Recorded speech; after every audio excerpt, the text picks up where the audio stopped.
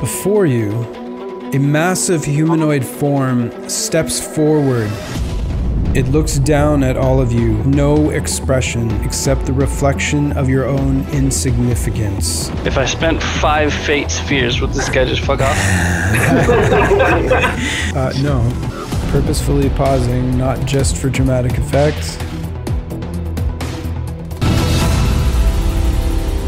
Greetings, and welcome to Crucible of Fate, Episode 15, Part 1. I'm your host and killer DM, David Carter, and I'm super excited for this episode. We got a great cast assembled for you, and I think we're gonna have a really good show. Before we get to that though, I just want to quickly say, if you want any information about how to be a contestant, or you want to know about the rules or the format of the show, or possibly how to support the show if you're enjoying it, just check out all of the links that are in the video description, and they'll bring you to the website and other places to give you all the information you need. Thanks very much, everyone. Now let's meet our contestants. Right, up first, we have Mark. Hello, I'm Mark. I'm from London in the UK. Been playing D&D for probably 4 or so years now. Randomly Googled one day D&D in my area, and an app came up, and I decided to. Apparently, there was a game in my local pub, so I went down, hoping that I wasn't going to get mugged for being a nerd. And luckily, I wasn't. There was a group of people there. There was about 5 or 6 people already there, and we started playing. And eventually, it grew to about 40, 50 people in the end. Then COVID hit, and me and my table didn't want to stop playing, so we moved online. And yeah, we've been playing every Wednesday for the last 4 years now. 3 campaigns, 6 or so characters. Yeah, we dub ourselves the Halfling Party. 3 halflings in a trench coat. But yeah, that's me. Cool. Well, welcome to the show, Mark. I'm glad that you got into D&D, and I'm glad you're here taking part in Crucible of Fate. Welcome. Next up, we have a familiar face with Cole. He is back after we reviewed the tape, and in his last episode, there was certainly a few things that happened that were clearly quite unfair. So we want to do the right thing here, and I'm happy to have Cole back. But perhaps, Cole, you could still introduce yourself for those who might not have watched your previous episode. Sure. For those that know who I am, hello again. For those that don't know who I am, my name's Cole. I'm everybody's favorite Kiwi Crucible of Fate contestant, or like the only one. I've been playing tabletop for about, well, just a little over a year now. So 5th edition's all still pretty new to me, still learning the ropes, still enjoying it. Love being a part of Crucible of Fate, and if you out there are loving Crucible of Fate as well, or as much as I am anyway, feel free to head over to Patreon and support the work that's happening with Crucible of Fate. Thanks very much for the plug, Cole. I'll be sure to send you that cash later. Appreciate that. Well, welcome back, and I wish you the best of luck, man. Thanks a lot, Dave. Next up in our very international game is Matan. Hello.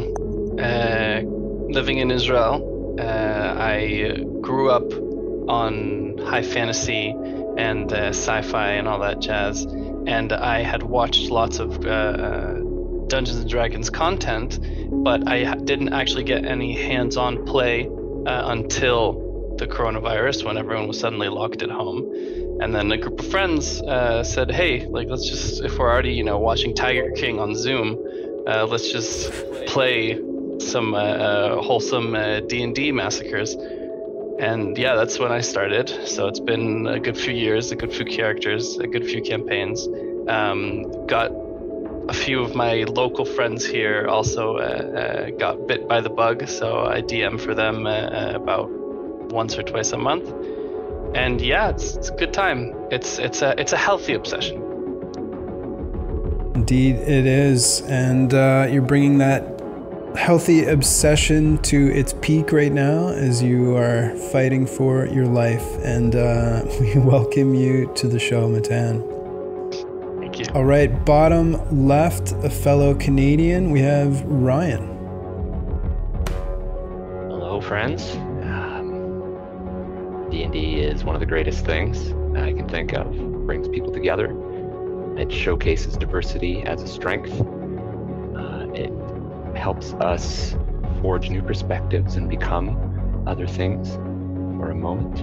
And these are reasons why I love it. I've been playing it for a good few years now, and it always, I always find new and exciting things to fill my passion with this game. So that is me.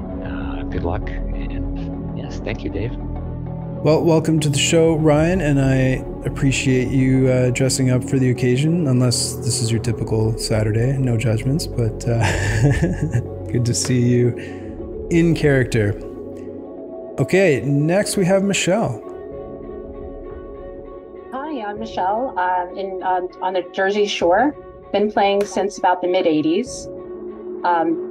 Currently in about 3 different campaigns with a relatively the same group. Husband's been playing for the same amount as well. So just looking forward to this, and shout out to Crucible of Fate, having a great time, and looking to play. Great, glad to have you here, Michelle. And I know several members of your table have already competed. I think Windwalker and Evusar play with you normally, and there might even be someone else coming up in future episodes. So thanks to all of you and your table for being so supportive of the Crucible. I really appreciate it. Absolutely. Okay, last but not least, we have Anthony, who's here in Ottawa with me as well. Yeah, hi guys, my name's Anthony. I am in Ottawa with Dave, not in the same room, but very, very close by. Maybe next time, maybe next time. Maybe next time, if I don't die. So, no, I've been playing D&D for over 15 years. I've been essentially a forever DM, but I am very happy to be a player again. I'm excited to see what happens. I've been watching Crucible of Fate for quite a while now, so I'm super pumped, and yeah, that's really all I got. Great. Well, welcome to the show, Anthony, and a final welcome once again to all of you. I wish you all the best of luck. I will do my best to be 100% objective and sticking to the rules as written throughout the show. But unfortunately, as you all know, at least one of you must die for part 1 to be finished, and 3 of you must die in the episode. So, wish it were not the case, but hey, that's how I designed it, so I kind of painted myself into the corner here and have to suffer through the guilt of watching 3 of my newly found friends not advance in the Crucible.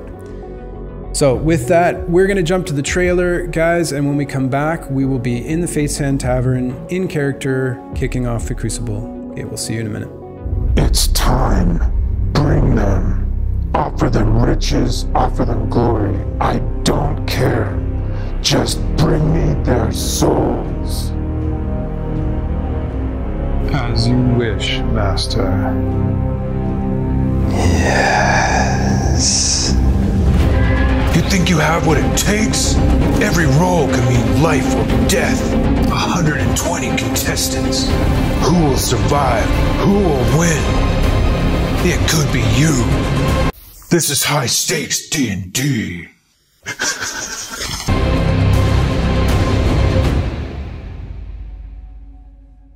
As consciousness returns to all of you, you are aware of a dim blue light that is now the familiar sight that you realize the games are about to begin once again. Your nerves and adrenaline begin to spike as you wonder if this time it is finally your time to compete and your life that will be on the line. As your eyes adjust to this light, you can see that Dregs is already standing in the middle of the contestants' circle, looking around at all of you, holding a scroll in his hand. As the light reflects off of his mask, you notice that he's turning a little bit more slowly than usual, seemingly making contact With his eyes, although hidden behind his metal mask, they seem to rest upon each of you momentarily as he does his slow turn.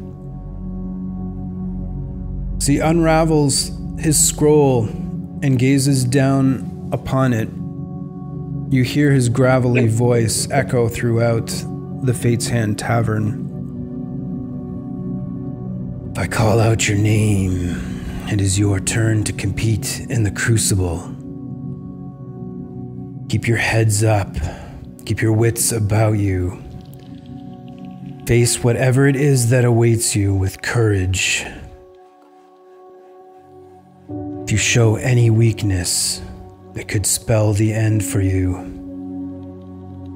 You can only count on yourselves unless you're fortunate enough to forge an alliance with someone trustworthy, but I caution you, those are few and far between, and there are many skilled liars and deceivers amongst you. The contestants for Crucible of Fate tonight are Meatball, Sir Daelon Dawnblaze, Catul, Talmer, Balatuftler, and Leanter Shallowbrook. And as each of your names are called out, you just slowly begin to drift down to the ground before suddenly dropping the remaining few inches as you all land on your feet and are suddenly holding your own weight for the first time in what seems like, well, many days for certain, based on the 14 days at least that have passed before your turn to compete. It feels good to sense the blood flowing through your veins and the weight upon your feet, and reality begins to wash over you as you look around at your fellow contestants, knowing full well that only 3 of you are going to survive the games of this evening.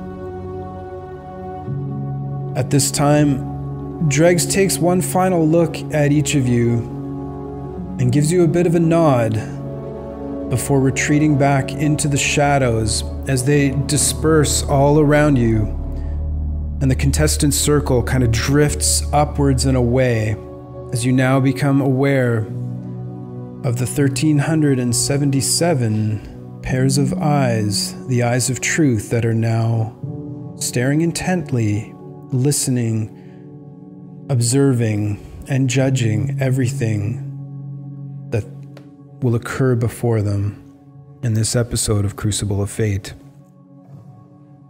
As the Fate's Hand Tavern and its dim torchlight illuminate the stonework and ancient wood,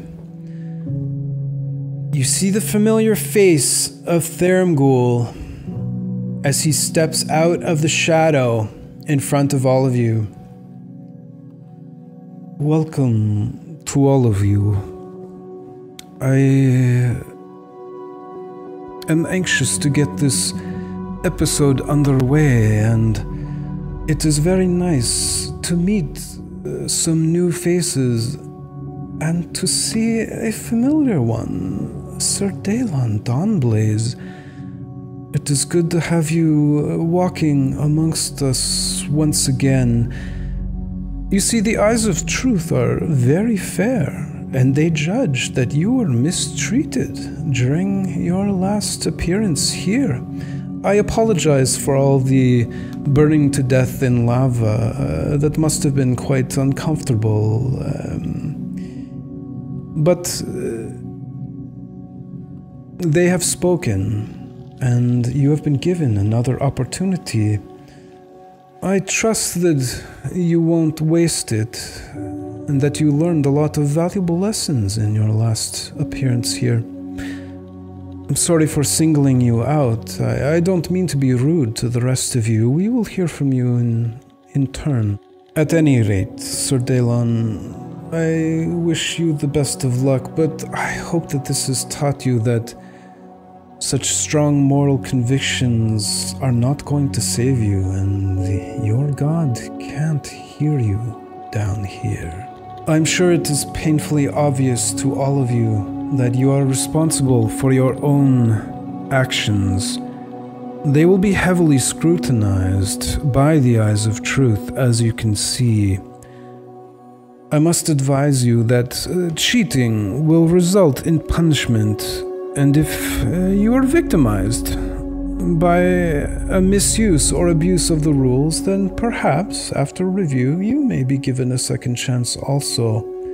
However, I advise you to pay particular attention to the rules. And so, I know that the eyes of truth are dying to hear from all of you, as am I, for I want to get to know what drives you, what motivates you, and, of course, who might make for a fitting general for my armies.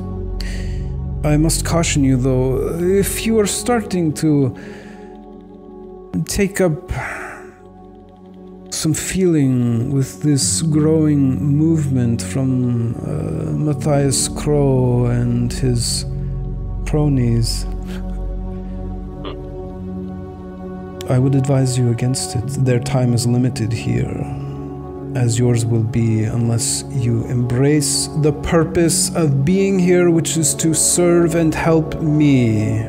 If you understand and adhere to this, things will go swimmingly for you. And with that, let's get to know everyone here, huh? Meatball. So, the first thing you notice about Meatball when he drops out of his stasis is the thonk of a big metal-headed maul that he carries with him. It looks far too big for him to wield because he's lean, he's quite slight, he's not built with muscles and someone that you'd think would wield one of these. The second thing you'd notice would be piercing emerald eyes, like bright, like they if you didn't know better, they look like they light up a bit of the dim darkness of the tavern. But his head is shaved to scalp. There's not even a single hair on his head. There's scars all over his face, and you notice that the tops of his ears are scarred as if they've been sliced off. He wears a scale mail that is, it looks like it's slightly too small for him, but it does the job, and it looks like it's been made by the fair hands of the elves, but it just doesn't look like it fits him properly. He's got belts on potions on his belt, javelins on his back, 2 hand axes at his waist, and a thin scrap of green silk around his neck. Surprisingly, from his name, he doesn't smell like meatballs. So for now, he just sort of he drops down to his knee, and he's sort of arm holding the maul, head down onto the floor, and he just looks around, like just eyeing everyone up. Really, he sort of looks at Therangul with a little bit of disdain, but yeah, no, he's gonna keep his mouth shut for now. Welcome, Meatball. You look like someone who's been through the grinder. No, well, pun intended, actually. You have an intensity to you that could be quite useful. Perhaps we can turn that disdain into admiration someday, huh? Sir Daylon, Dawnblaze. Welcome back amongst the living. Did I not say I would rise again? He looks down at his hands and starts to inspect himself, and he finds that he is presenting in exactly the same way he did when he first entered the Crucible of Fate. His hands are still covered in the dark leather gloves that he was originally wearing. He still wears the splint mail armor with the hooded cloak. He wears no helm. He reaches behind his shoulder and counts 1, 2, 3, 4, 5 javelins that are sitting on his back. He unslings his shield from behind his back and places it on the ground. As he also drops his backpack that makes an unusual rattle, kind of surprises him. He places his shield against the backpack, and then he starts to feel his forehead, searching for the circlet he was wearing when he died, and he finds that it's gone. He looks up at Therimgul, and he said to him, "I may have tasted death, but I've risen again, and I remain steadfast in my resolve." Of course you do. Well, I admire your persistence, Sir Daelon.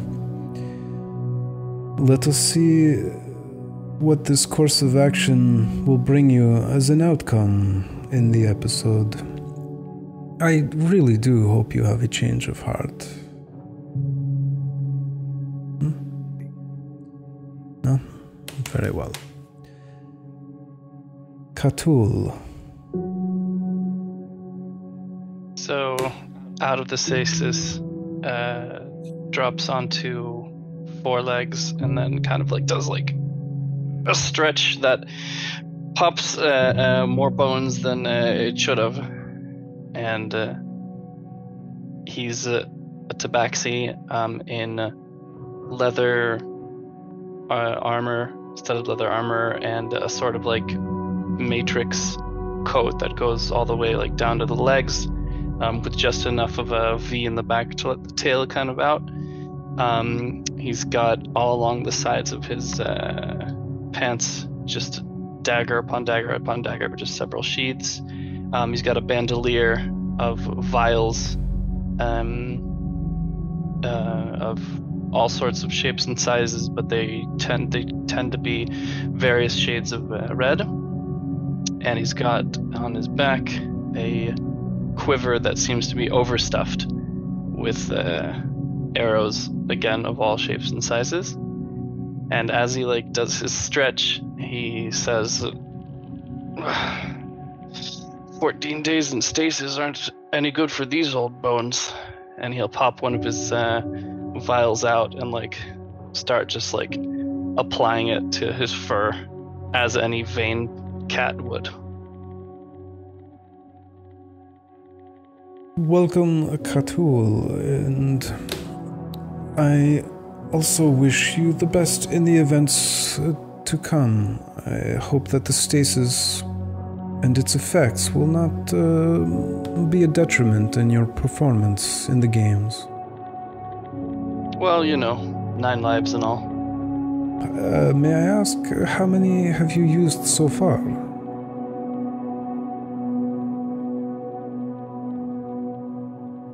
Can I roll? If you want, hold on. I have no idea. Are you rolling a d10 -1 here? Or -2, I guess. I was thinking just a flat d6 or 8. 8? Sure, why not?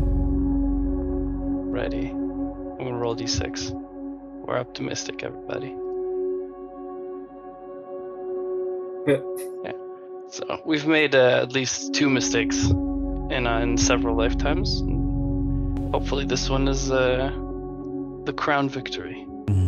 Well, I'm sure there will be plenty of opportunity to learn down here amongst however many games you survive.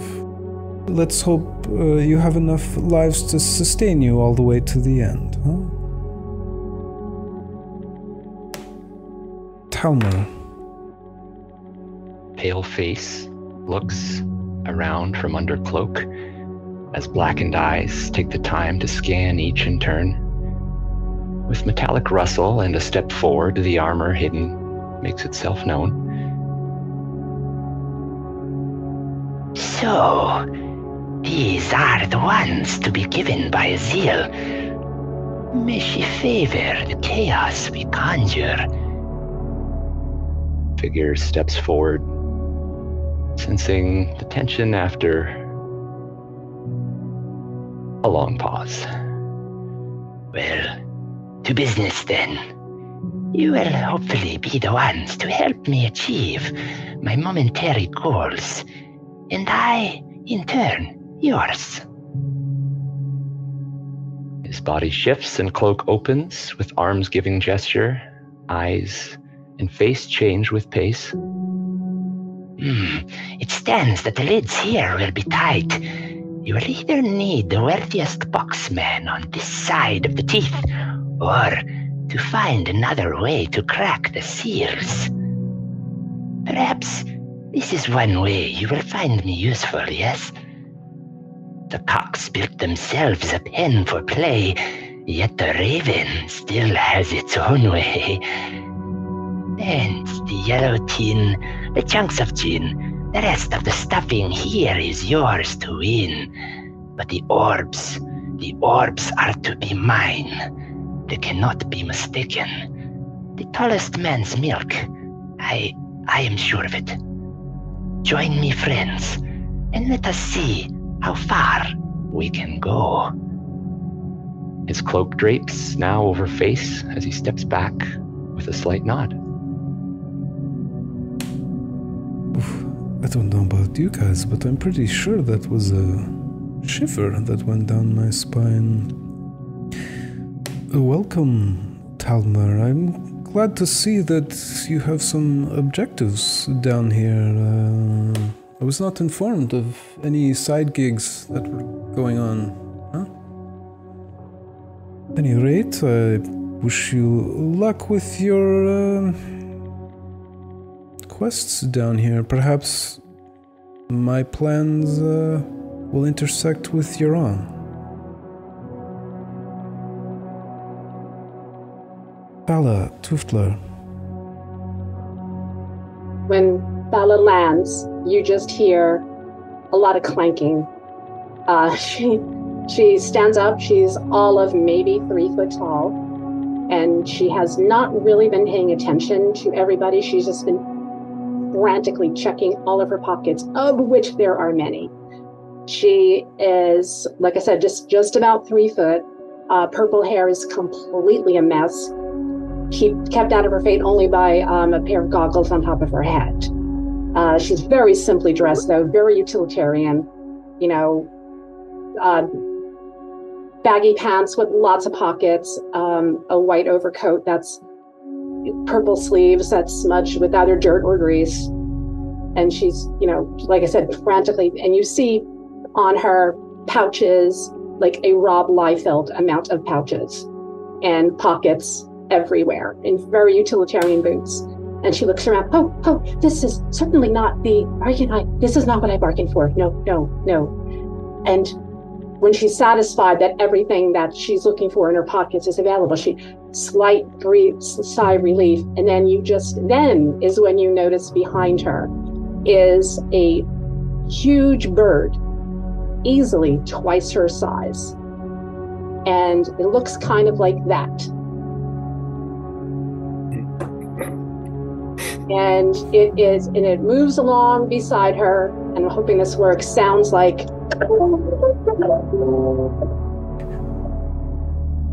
as it marches next to her. Oh, Kukin is here. All is good, Kukin is here.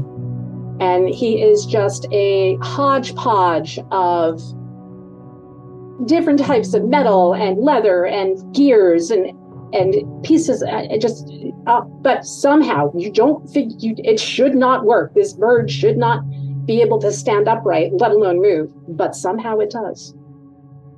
Well, at least I'm not alone. And I wanted to hide, and this is not at all where I wanted to hide. So, but that's okay. I've been in worse spots. I can do this. And she looks up at everybody around her. Oh, hello. Perhaps we can help each other, because you're all new to me, and I was in my workshop, and you were not there. And then she'll just go back to like checking the gears and the settings on her giant bird, whose name is Kukin. It's a giant cassowary. Yeah, I was hoping Cole would be. Well, welcome among us, Fala. I'm sorry for the inconvenience, but you must have done something to end up here, otherwise my soul hunters would not have borrowed you from your workshop. At any rate, I'm sure the experiences down here will be very valuable and perhaps provide inspiration for your creations in the future. Well, I did ask for someplace where the people who were looking for me would never find me. So I guess this is where I ended up. Yeah, and hey, as long as you don't die, you'll be gaining some knowledge and skills rather quickly down here, so it could work to your advantage. And I'll know next time I'm asked the question to be much more specific. The devil is in the details. Very well, it is time to meet our final contestant, Leander Shallowbrook. You see, pretty much just looks like purple. Just purple falls to the ground, and white hair falls in front of his face as he kind of pushes it up, and very pretty boy face. You see this purple tiefling with white eyes, white hair. The horns don't even come out front. They go straight back, slick back, like with the hair. Very just pretty looking guy. Long, like fit tailored purple long like overcoat. You see he has like a very nice satchel off to his side. On his other hip he has a like crossbow. And you see him smile. He has like some sharp canines as he smiles at everyone. And hello, everyone. I know that it seems, well, honestly, everyone's pretty dark and mysterious. I'm happy to be here. Honestly, my situation was, well, I won't go into it, but I'm happy to be out of it. So seeing that, you know, we had those 14 days and got to see those incredible things happening, I have no idea what's in store, but I'm happy to talk with everyone and get to know everyone a little better, and, you know, hopefully we don't all die. Well, take comfort. You won't all die, just half of you. Well, yes, this round, but as we continue, who knows? Indeed. Well, at least you have a positive attitude. That's good to see, and it's always nice for some gratitude. I can't imagine how bad things must have been. You're not the first one to say that they're grateful to be here. I find this very odd, but nonetheless, your positivity, perhaps it will be like a light for everyone, to guide everyone throughout this experience, huh?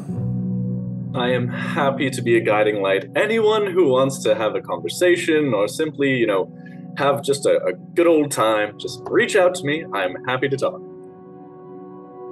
Well, welcome, Leander, and welcome to the rest of you. Before we move on to our 5 minutes of free conversation, I just want to preface it by reminding you to trust no one and be courageous. I want you to compete in these games as if your life depends on it. With that, I will now open the floor and retreat to the shadows for you to talk amongst yourselves. I encourage you all to say something. However, if the cat's got your tongue, no offense, Katul, at the end I will allow everyone who has not perhaps spoken as much as the others to say a few things. I know that it can be a bit unnerving to be comfortable in front of strangers, especially with so many eyes watching you. So, your 5 minutes begins now, everyone. Well, I'll start.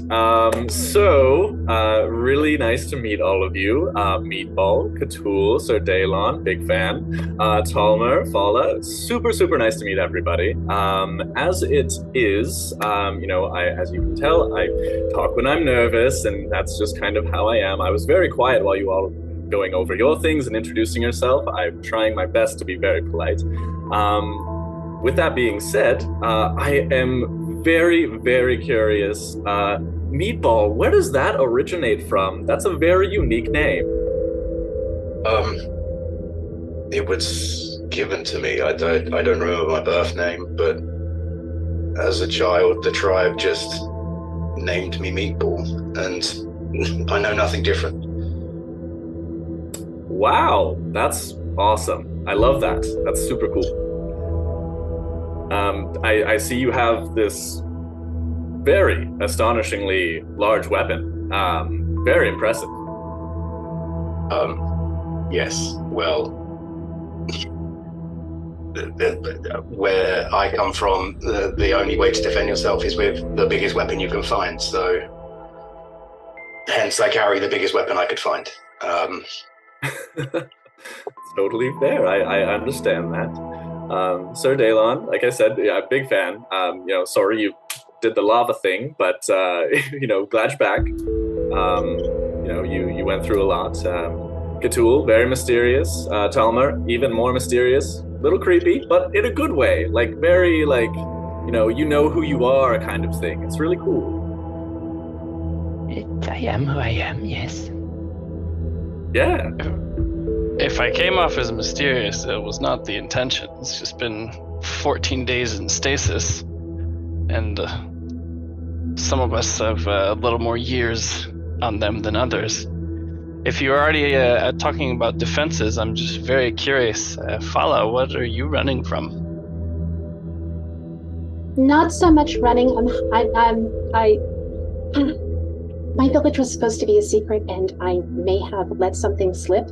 So, if they catch me, they may catch the rest of my clan, and I don't want that to happen. But I did have a question for you. Are you a cat? You look like a cat. And I was worried about my bird. You're not going to hurt my bird, right? No, I have no intention on hurting your bird or you, little one. Thank you. Just the fact that you call it a bird is astounding enough. It's very impressive, your contraption. Kukin can hold his own. He's done it. He's done it for me before. On the topic of harm and each other, I was wondering if we are going into this as friends. And I mean, not everyone has to, but this is what I suspect. Also, I am looking for, how you say, long-term relationships. So just drop me a line. I mean, I myself am totally open for anyone to have a long-term relationship with. Not pushing, I don't want to be that guy. But as it is, I'm open to that as well. Anyone who wants to have a conversation. I agree. I think at least in the first round, we should try and work together. We can see what everyone does, what their things are, and establish our own connections from that. And as a pickup line, that's the most forward and most honest I've ever heard. Well, I appreciate that. Thank you. Oh no, I'm sorry. I meant the creepy guy. Oh. Tell me. Yes. I will be taking these as compliments. It's nice to know where you stand on these blind dates. Daylon.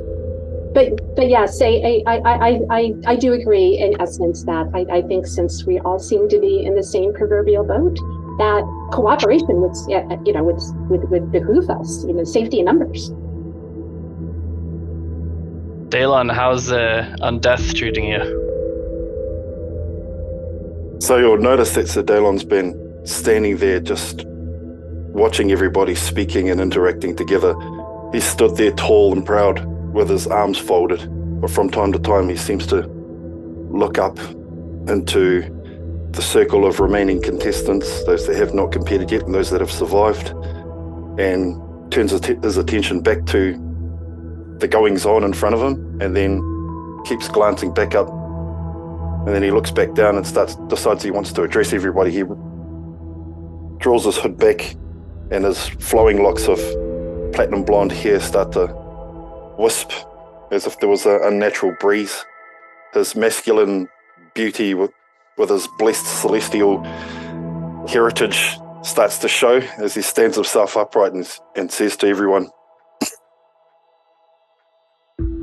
"You will know by now that I have tasted victory. If it is victory you wish to achieve, we must work together. Killing each other can wait, and you should know I will suffer no fool. Treachery will be met with vengeance." And then he draws his hood back over his head again, stands back and folds his arm again. And your 5 minutes are now at an end, everyone. This means that it is time to move on with the games. But before we get to Hunter and Hunted, I must review, of course, with all of you, the items that are available at the gift shop, should you wish to make a purchase. So, at this point, Theramgul kind of just does a bit of a flourish turn as the robes around him kind of fan out at the bottom. And the Fatesand Tavern dissipates into shadow, and the shelves and display cases of the gift shop apparate all around you. And your eyes are drawn towards the display cases as the items are all floating in midair, rotating slowly so that you get a good look at all of them in turn. So beginning with Tier 1, you can see a transparent container filled with clear, gelatinous oil that sparkles with tiny, ultra-thin silver shards. The next item in Tier 1, a beautifully carved and highly polished agate gem. In Tier 2, an expertly carved staff, the head of which has been made to resemble that of an aggressive-looking snake.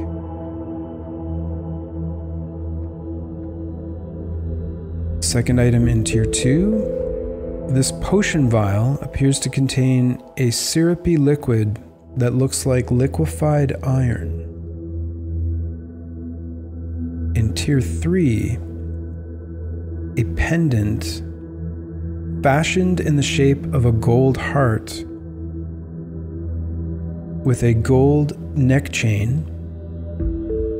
Set into the gold heart is a multifaceted ruby, shaped, of course, as a heart. And finally, a mote of energy that shifts its form into any type of armor or bracers that come to your mind. Regardless of the shape that the armor takes, the mote itself sparks with energy, and you can see this energy kind of like crackling through it as it slowly rotates around with this like continuous energy just kind of sparking around it. And there you are, contestants. These are the gifts within the gift shop for this evening. I hope that some of them have drawn your attention. It is time now to determine the order in which your intermission actions will be taken. Meatball, if you would go first, please. 14 for Meatball. Dudalon. 2. Catul. 15? Stat +2. Okay. Yeah. Talmer. 5. Fala. 14 for Fala as well. Your mod was a 3. Meatball, what was your modifier? 3. Okay, so some rollies we need to do. Meatball, can you give me just a straight d20, please? Natural 20. Oh, damn it. Okay, Fala, if you could roll a d20 as well. Oof. Well, at least I got that one out of the way. Okay, so I'm just going to drop Fala down to 13. And Leander. And 11. So just for clarity, our order is going to be Catul, Meatball, Fala, Leander, Talmer, and Sir Dalon. Excellent. Then I will see you all in turn, beginning with Katul. Welcome, Meatball. It is your turn for your intermission action. Tell me, what would you like to do? I think I'll have a look in the gift shop. Very well. The gift shop it shall be. And as the Quintessent Tavern fades away and the now familiar gift shop apparates before you, of course, all of the items are still there, with you being first. What has caught your eye? Tell me. This trial by combat, so as it is, relies on survivability. Although I have this armor, which I don't want to get rid of, that mote of armor, energy, armor, whatever it is, has caught my eye. So I'd like to purchase that, I believe. Very well. Would you like it permanently or just for tonight? Permanently. If I get through tonight, then I'm going to need every bonus I can get. In that case, I will need 3 rolls from you. Let's have the first one, please. A 3. Hampered. Attack rolls at disadvantage. Face fair. All I do is attack. I can't be doing that. I can't be hampered doing that. 14. -2 strength. You're killing me here. I'm gonna have to face for that as well. Your second this was my fear. fear. -2 con. I will take that. And your second roll, please. A 9. Blinded. I will take it. I know that's basically what I just re-rolled a minute ago, but it's easier to cure, I believe. Okay. Blinded it is, as you now lose your sense of sight. Your final roll, please, Meepo. A 19. -2 charisma. Yeah, I'll take that. Which form would your armor be taking? So could I make it half plate? Yep. Yep. Then half plate. Then you now have half plate +1, but it is armor of the raging storm. So you also have resistance to thunder and lightning damage. Which, yeah, I am anyway, so. But you have it Which is fine, I get the +1. You have it without raging, though. Oh, that's true, yeah, so. Well, that was a bit of an expensive purchase for you, Meatball. Anything else that you would like to buy? Sure, I'm going to take the transparent, the tier 1, the transparent container with the jelly. Very well. Then, in that case, I need... And permanently. Okay, so, yeah, taking it permanently, because it's a consumable, it just means for all of tonight. And then it's gone. Yeah, okay. 7. You suddenly feel your body wither a bit as you become frail. So the effects of frail are that your con-based checks are at disadvantage. So saving throws and ability checks.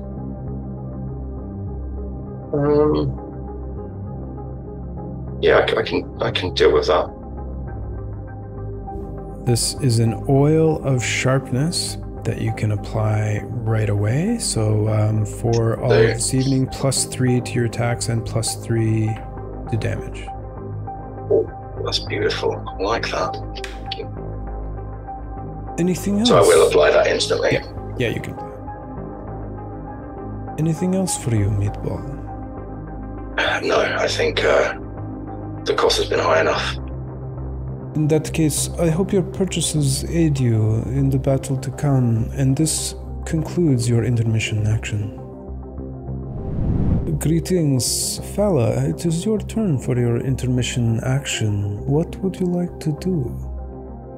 Oh, there's such a great many things that obviously I can do. And again, she's frantically searching through her pockets. But since I'm not sure what to expect in this case, I think the best offense is a good defense. So I would like to cast a spell on me that would give me a little bit of extra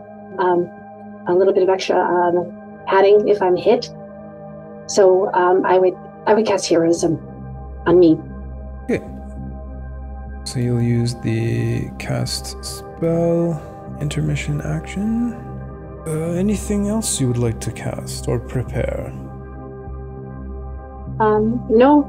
I think that's it. Everything else, I'm pretty much ready for anything in most cases, or I can find something that'll fit the situation.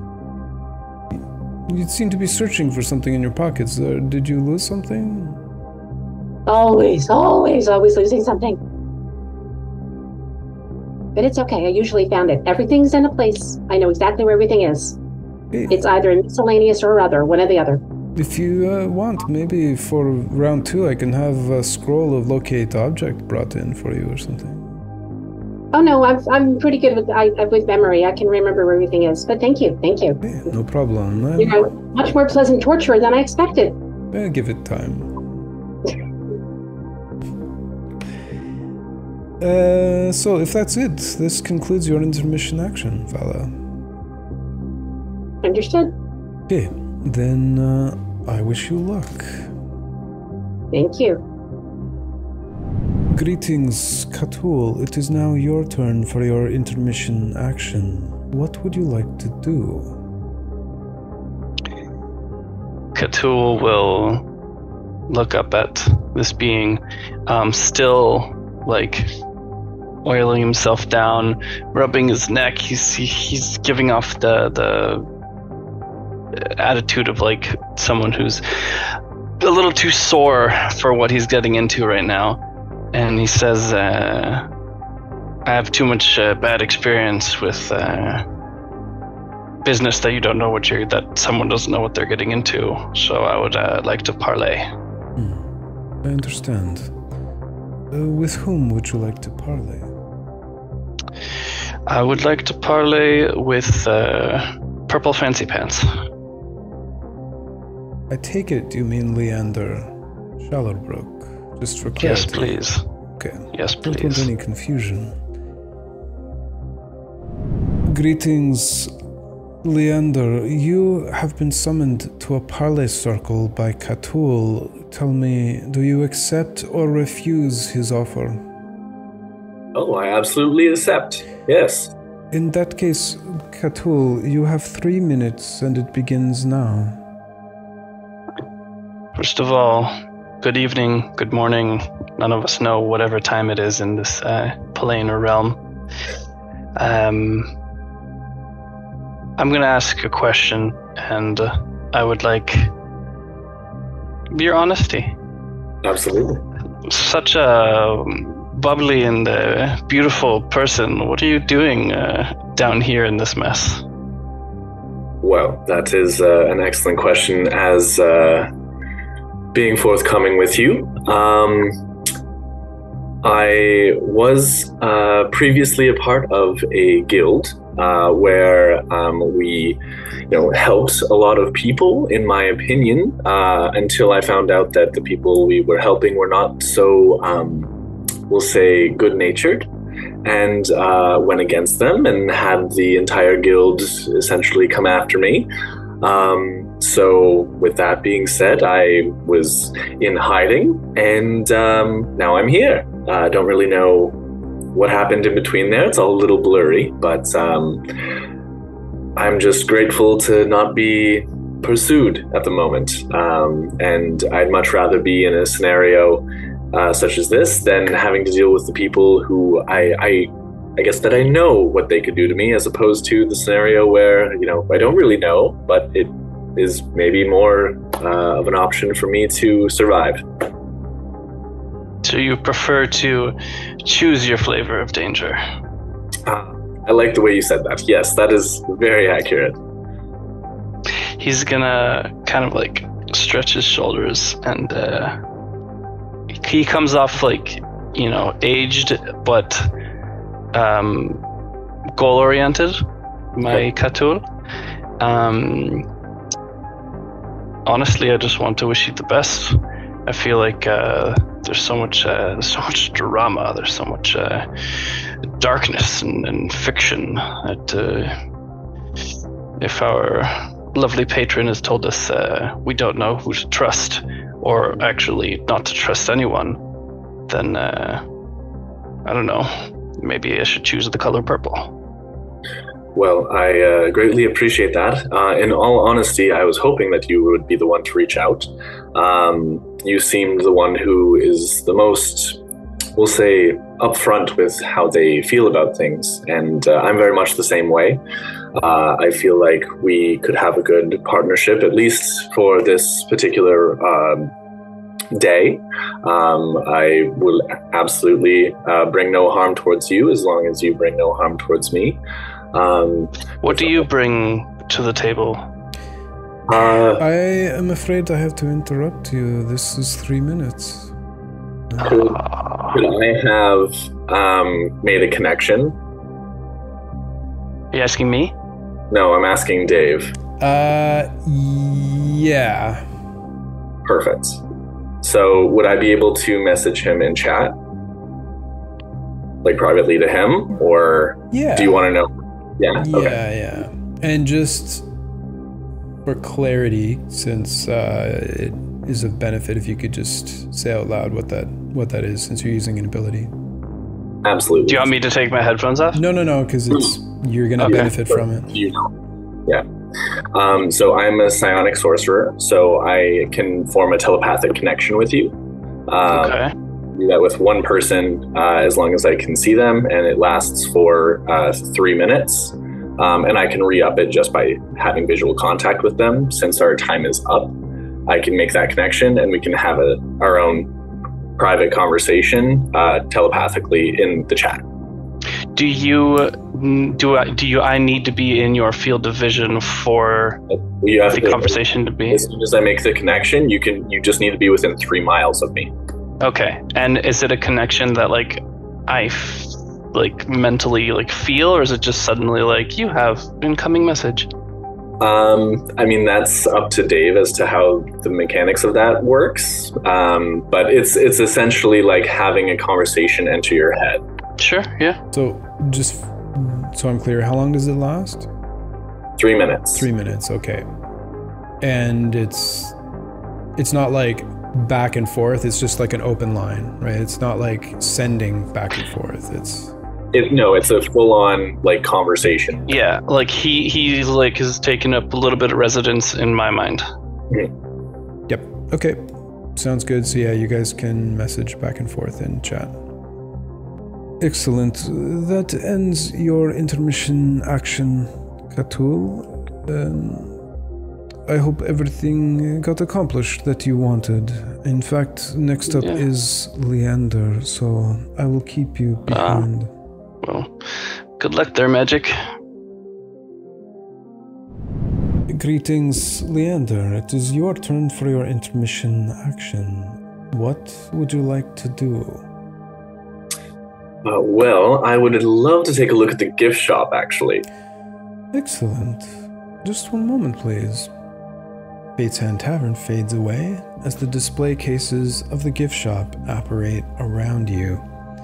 You can see within the shelves that 2 items have been taken. The first is in Tier 1. The transparent container filled with the gelatinous oil is gone. And then in Tier 3, the armor mote of energy is also gone. Okay. Has anything caught your eye, Leander? As a matter of fact, that little pendant in tier 3. Yes. Sorry it doesn't come in purple. That's all right. So, you would like to purchase this? I would. Permanently or just for tonight? Let's do permanently. Like it. In that case, you must roll 3 d20s separately, of course. So first one, if you want to go ahead, feel free to roll them privately, just so the rest of the group doesn't see it during. A 16, -2 con. -2 to your constitution. Game dynamic question. Would that affect my current HP? Like, would it go down? It would go down by 1 per level, so you'd lose 3 hit points. Let's see. Okay, I'll take that. Okay. 18. -2 wisdom.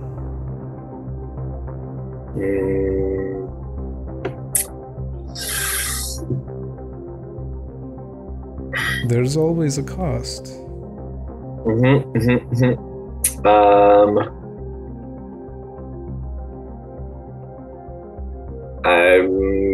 think I'm going to use a Fate Sphere on that. Fate Sphere, okay.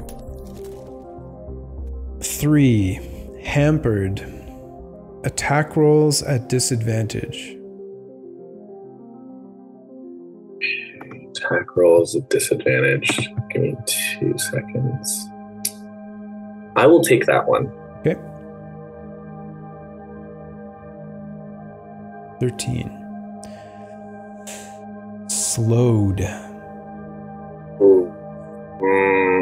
No, Fate Sphere on that one. Okay, second Fate Sphere, let's have a reroll. 18. -2 wisdom. Come on. Okay, yeah, I'll take it. Okay. So with those 3 out of the way, which is a -2 wisdom, -2 constitution, and hampered, you now own a periapt of wound closure. So this will stabilize you when dying at the start of your turn. You also get double the hit points for any hit dice used. Anything else that you would like to buy, Leander?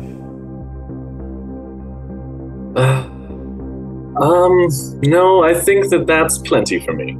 Very well, then this concludes your trip to the gift shop and your intermission action. Good luck in Hunter and Hunted. Thank you. Greetings, Talmar. It is your turn for your intermission action. What would you like to do?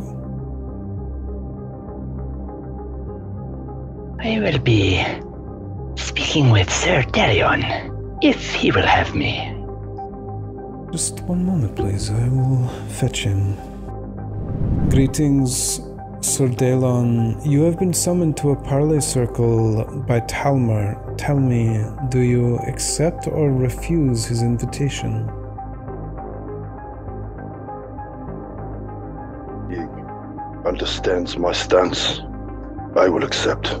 Very well. In that case, Talmar, you have 3 minutes, and it begins now. My friend, I noticed that perhaps we might be better together.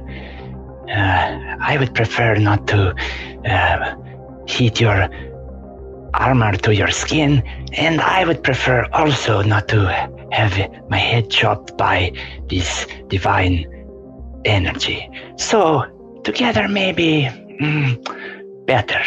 Yes? Perhaps. I should ask you,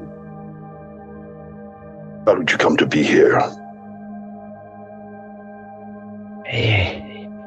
Fickle mistresses, I suppose. I am a traveler and I wandered someplace with power. You certainly do intrigue me. Do Yes. you wish to ally with me? Yes. At the beginning, it needs not be too crazy, but eventually we will need to fight. And I suspect together, this is good. You would have seen by now that survival in this cursed place is difficult. Some have trusted me in the past, and to a degree I have failed them. I endeavor not to mistake, and you will find a loyal ally with me. This is good. And you and I. All right. We will be watching backs, yes? I believe so.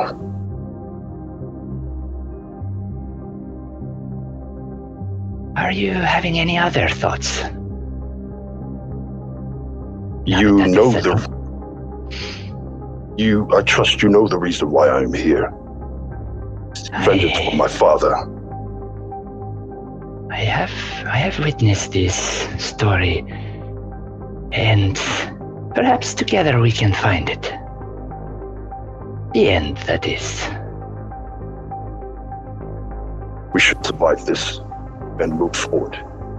Whatever goals you have planned, trust you will allow me some insight. Eventually.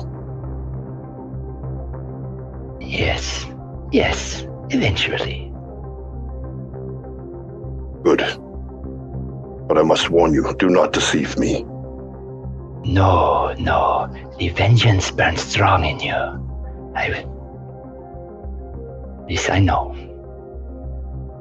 And on that note, your intermission action has come to an end. I will see you both momentarily. Greetings, Sir Daelon. It is your turn for your intermission action. At last, we get the chance to speak once again. I trust there's no hard feelings? No hard feelings. I am above that. Well, Though, it is your turn for your intermission action. What would you like to do? I must make some preparations. Very well. What do these preparations consist of? So Sir Daelon starts going into his backpack and rummaging through. He starts removing a number of items from the backpack and tucking them into his pouch potion bandolier that's strapped to his belt.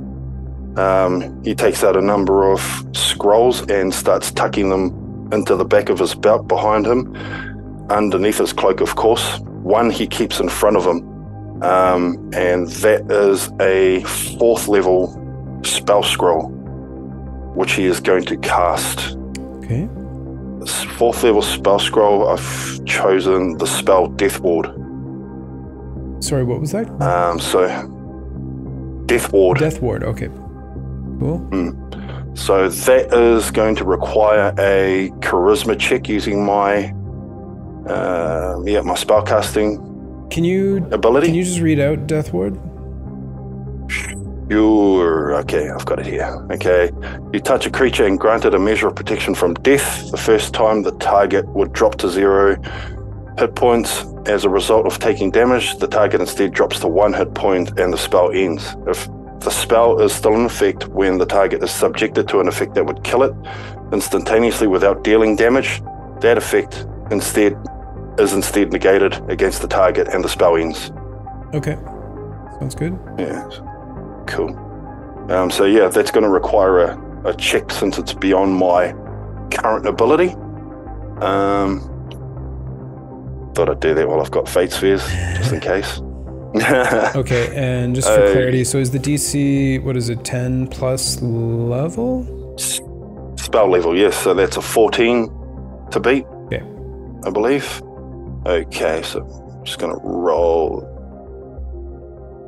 15. So looks like a pass. Looks like a pass to me.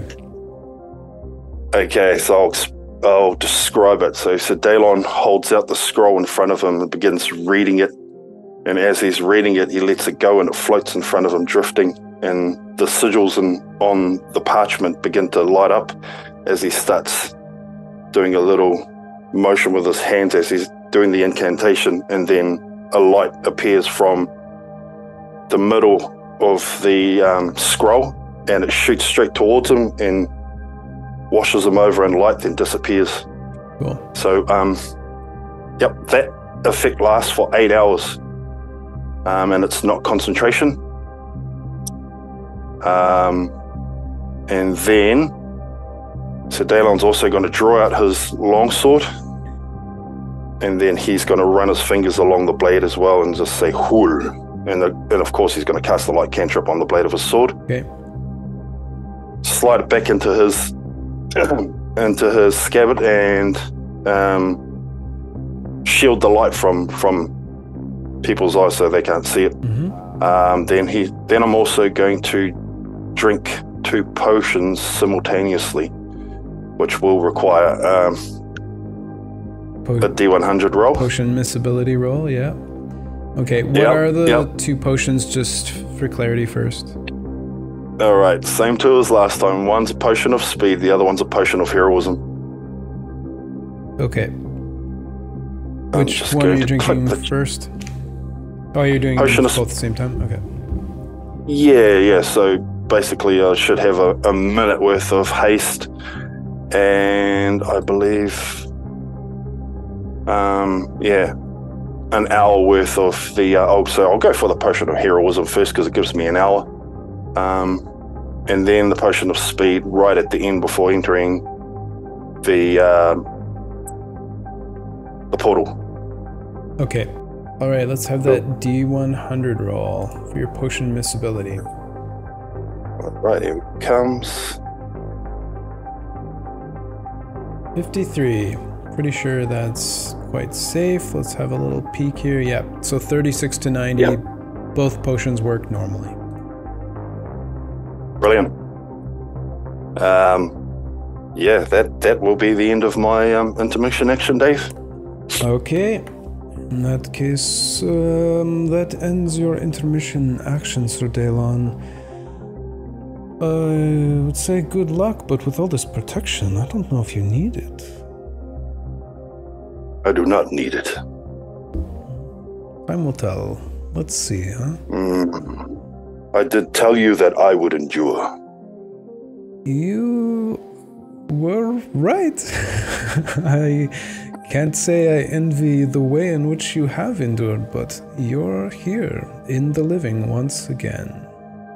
See some focus in your eyes. Tell me, have you ever tasted death? Give me a persuasion check.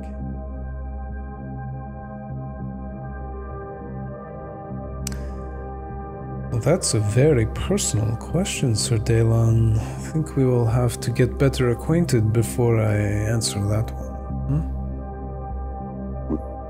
Perhaps. Perhaps. I will be around.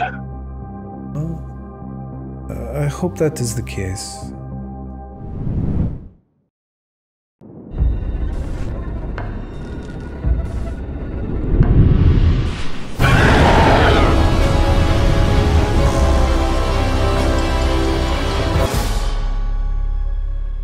The Fate's Hand Tavern apparates around all of you once again, with Tharamgul standing in the middle of the room. Now that all of your intermission actions are complete, it is time to determine which lair you will be entering. This is just an out of character roll, but Mark, if you could roll a d20, please.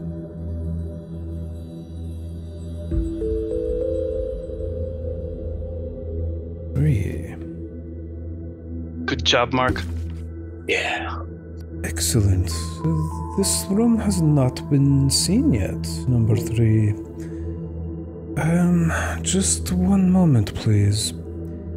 And you can see that Thermgul begins casting. And as he does, he just calmly closes his eyes. And after a moment, he opens them. Oh, I apologize for that. I had to determine where this creature currently was on the material plane. But have no fear, I have discovered the location, and we will send you there shortly. So if you could all please follow me. And he turns around and begins to glide as the Fate's End Tavern fades into shadow and the gated gallery appears before all of you as he is moving through it. So as Thermgul stops in front of the Hunter and Hunted portal, he turns and looks at each of you. It is time for Hunter and Hunted to begin. I would now give you the opportunity to say any final words or make any final preparations that you may have to do. Okay, so what we're going to do now, guys, is roll our initiative now for Hunter and Hunted. Once we do that in order again, we'll go through and you can say whatever you want to say before you go in, and anything that you use during your intermission actions that would have any sort of noticeable effect, you can describe at this time as well. Okay, so for our initiative order, once again, we'll start with Meatball. Oh, good.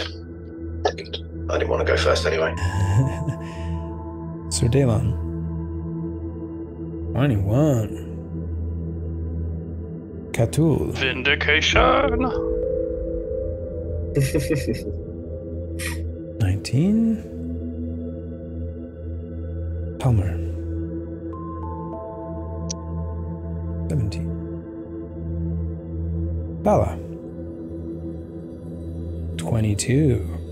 Oof. Shakespeare. No. Leander.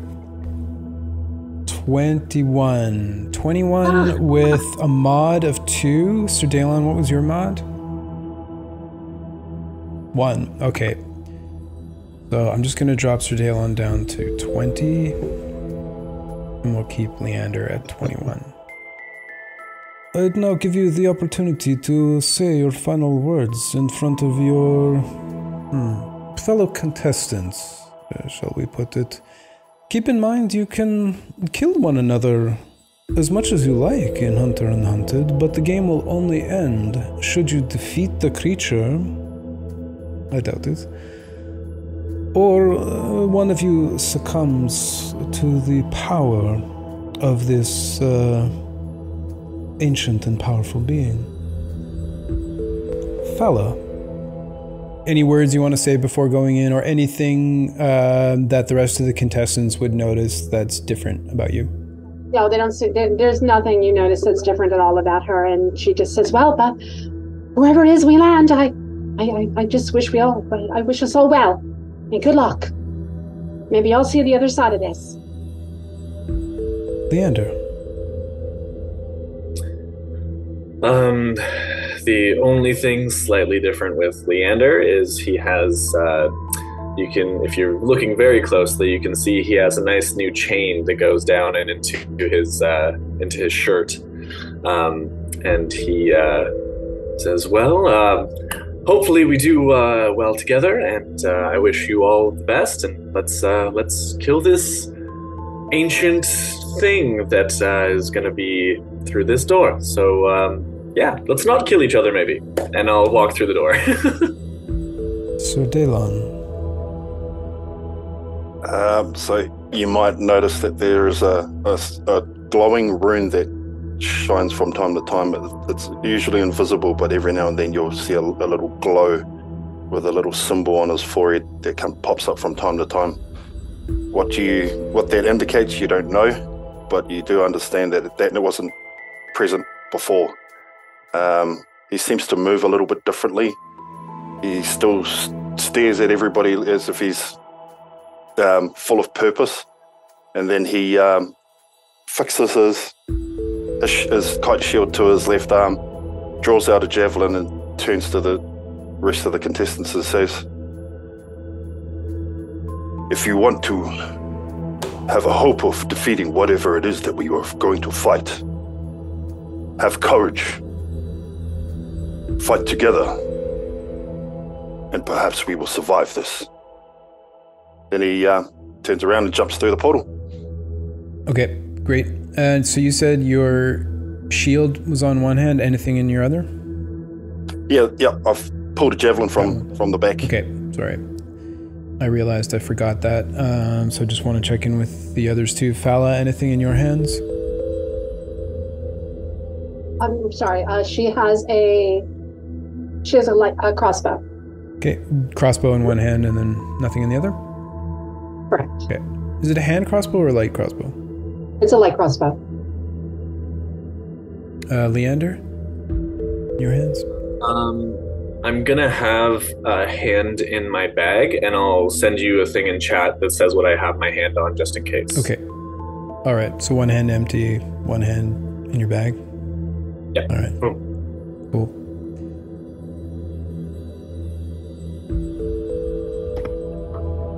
All right, so for the rest of you, as you describe what you say or what might be different before you go in, if you can just tell us what's in your hands as well. Cthulhu. So, Cthulhu will take off his coat and leave it behind, and draw his bow and say, "Remember, kids, trust no one," and jumps through the portal. Talmor. I disagree. We are stronger together. Jumps through. Okay, anything in your hands? Yes, a wooden shield and a focus.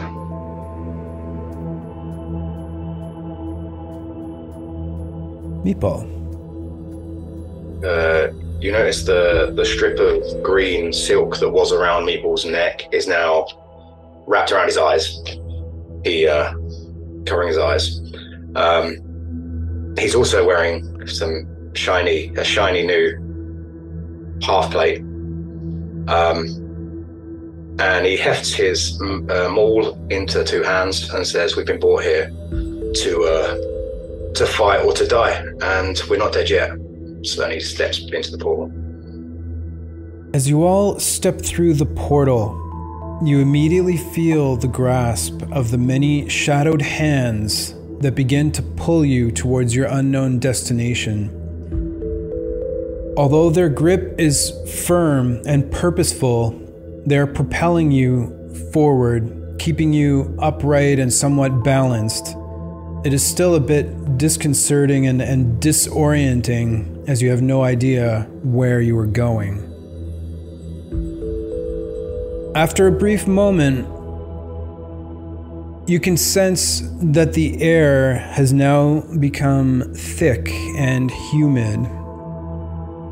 You can hear the whistle of gusting winds in the distance as you are pulled closer. A steady and ever-present dull roar permeates your senses, threatening to drown out all other sound despite the fact that it still seems far away. But with every passing second, this dull roar becomes louder and louder. The smell of sulfur fills your nostrils, getting stronger, like a newly lit match with each breath. Your hairs stand on end as a feeling of immense power washes over you.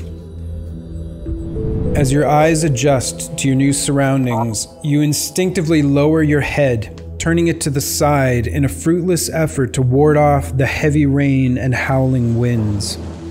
Lightning flashes every few seconds, followed immediately by the crash of thunder.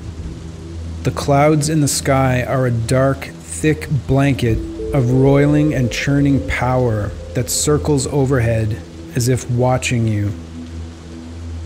Looking around, you see the ruins of several structures, and that's what this like wooden area is.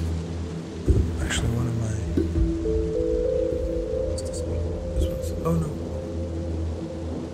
So that's what these like wooden structures are here, these ruins.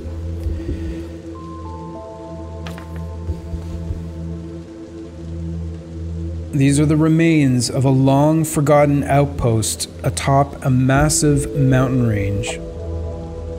So currently, you stand atop a plateau on the summit of an unknown mountain. A towering statue stands in the center of the area. Standing over 30 feet tall, you can see that it's humanoid, and it holds in its left hand, stretching up towards the sky, arm fully extended, is a metal rod about 40 feet long.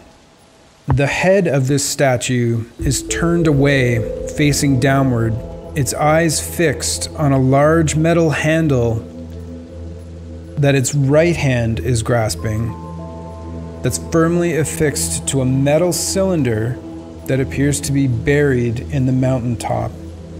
Okay, so this is a massive statue in the center, its left hand extended all the way up into the sky with like a 40-foot rod, and then it's looking down towards where its right hand is, which is grasping onto this metal handle that goes into a cylinder that seems to be buried down within the ground.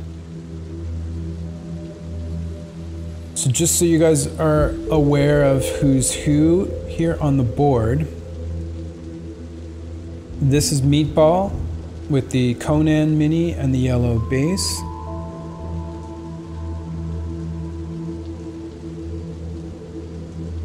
This is Talmer here with the red cloak. Sorry, I don't have anything that's a bit closer to you. So this is Talmer here with no base but the red cloak.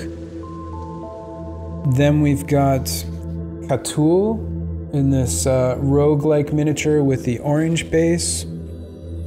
Then we have Sir Dalon, a number of condition rings on him at the moment, but it's like a paladin mini that's dual wielding, not appropriate, but hey, that's all I've got. And then we've got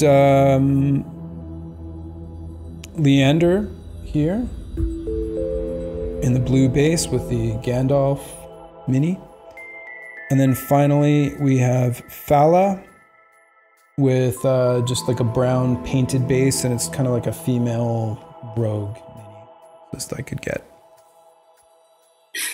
Does her bird need a mini? And ask about Kukin. Oh, yep. Sure. Also, were you going to call us out in our number on the 1 to 6 die? Yeah, I will do that right now. Yeah. Okay. Cool. So the blue crystal is your steel defender? Okay. You can put it next to me, please. Right next to you? Right or left? Does it matter? Or? No, to the right spot. To the right? Okay. Yep, that's good. Perfect. Okay, so in the number 1 slot is Fala. And number 2 is Katul. Number 3, Leander. Number 4 is Meatball. Number 5, Sir Dalon. And 6 is Talmer. Okay, and that's alphabetical order according to D&D Beyond. So that's how picking that. In the center of the swirling clouds above you, a funnel begins to take shape, descending rapidly to the ground before you. With lightning flashing and thunder cracking, an explosion of light and power radiates across the mountaintop.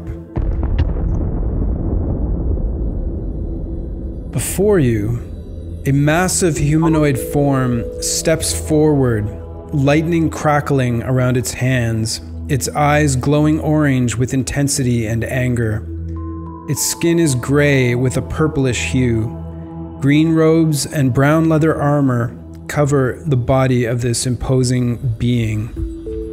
And apologize, I did not have time to paint the mini, nor is it an accurate mini, but it's the closest that I have.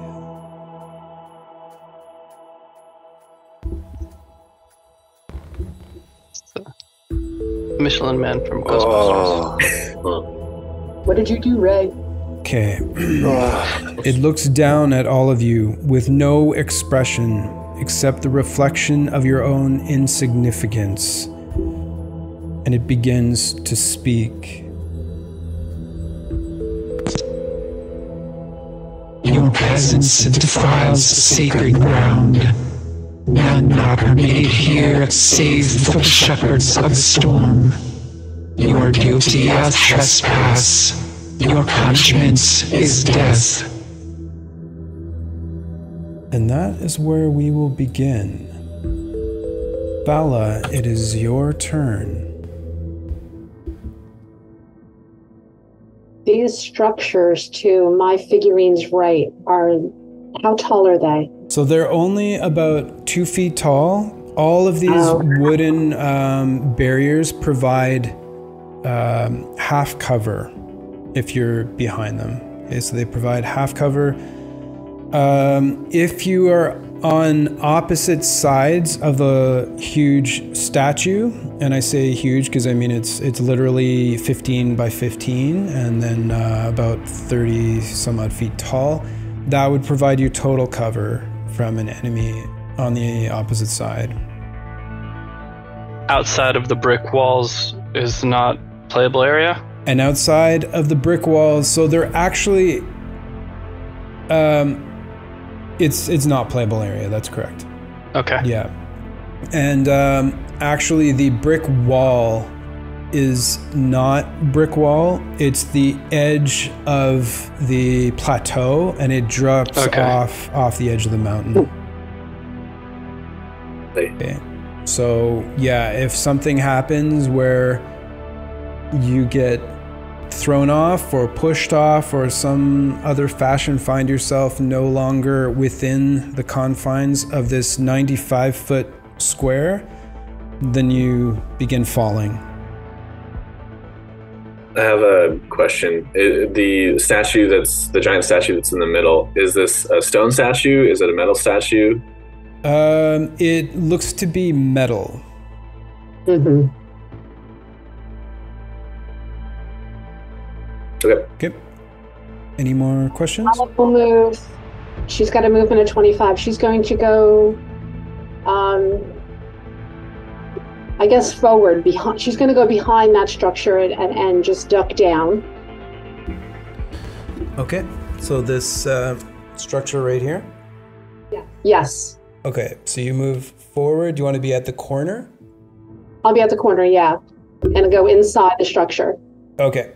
So you move. So I can use it and crouch down to use it as some cover. All right. So crouching down is what makes it light cover. If you want to get total cover from it, you'd have to go prone. She's 3 feet tall. Does that work? Yeah, 3 feet tall. So I'll give you 3/4 cover then. Okay, I will take 3/4. Thank you. And that is a giant metal thing in the middle, right? That's right. You know what? For now, let's put Kukin on the corner of that wooden thing. Okay. And okay, I'm gonna hold an action. I'm gonna shoot it with a crossbow if it attacks. If it attacks anybody. Okay. So hold action for attack action. With your steel defender, so does it automatically take the dodge action unless you tell it to do something else? Yes, okay. It does, yes. Okay, so it's taking the dodge. Thank you. Leander. Does it require any kind of roll to determine if I know what this creature is? What's your passive investigation or like your passive intelligence? My intelligence is 13 or +1. +1. You could give me a nature roll if you want to spend your action like thinking about it. Okay, I'd have to use my action to do that. Yeah, I mean, if you had a passive of a certain amount, I'd give it to you, but... Okay, fair enough. I'm not going to do that. Well, hold on a sec. You're just thinking. So, you know what? Give me a nature roll if you want. Okay. Dave, I'm sorry. Did I use 20 to get where I was, or all 25? No, 20. 20. Okay, if you can move me one more. One more forward? Yes, please. Sure. Yes. Thank you, I'm done. Yep, no problem. Thank you. No problem at all. Okay. But you said that I could just have a straight nature check anyways. Yep. All right, I will do that. So 15. Okay. 15.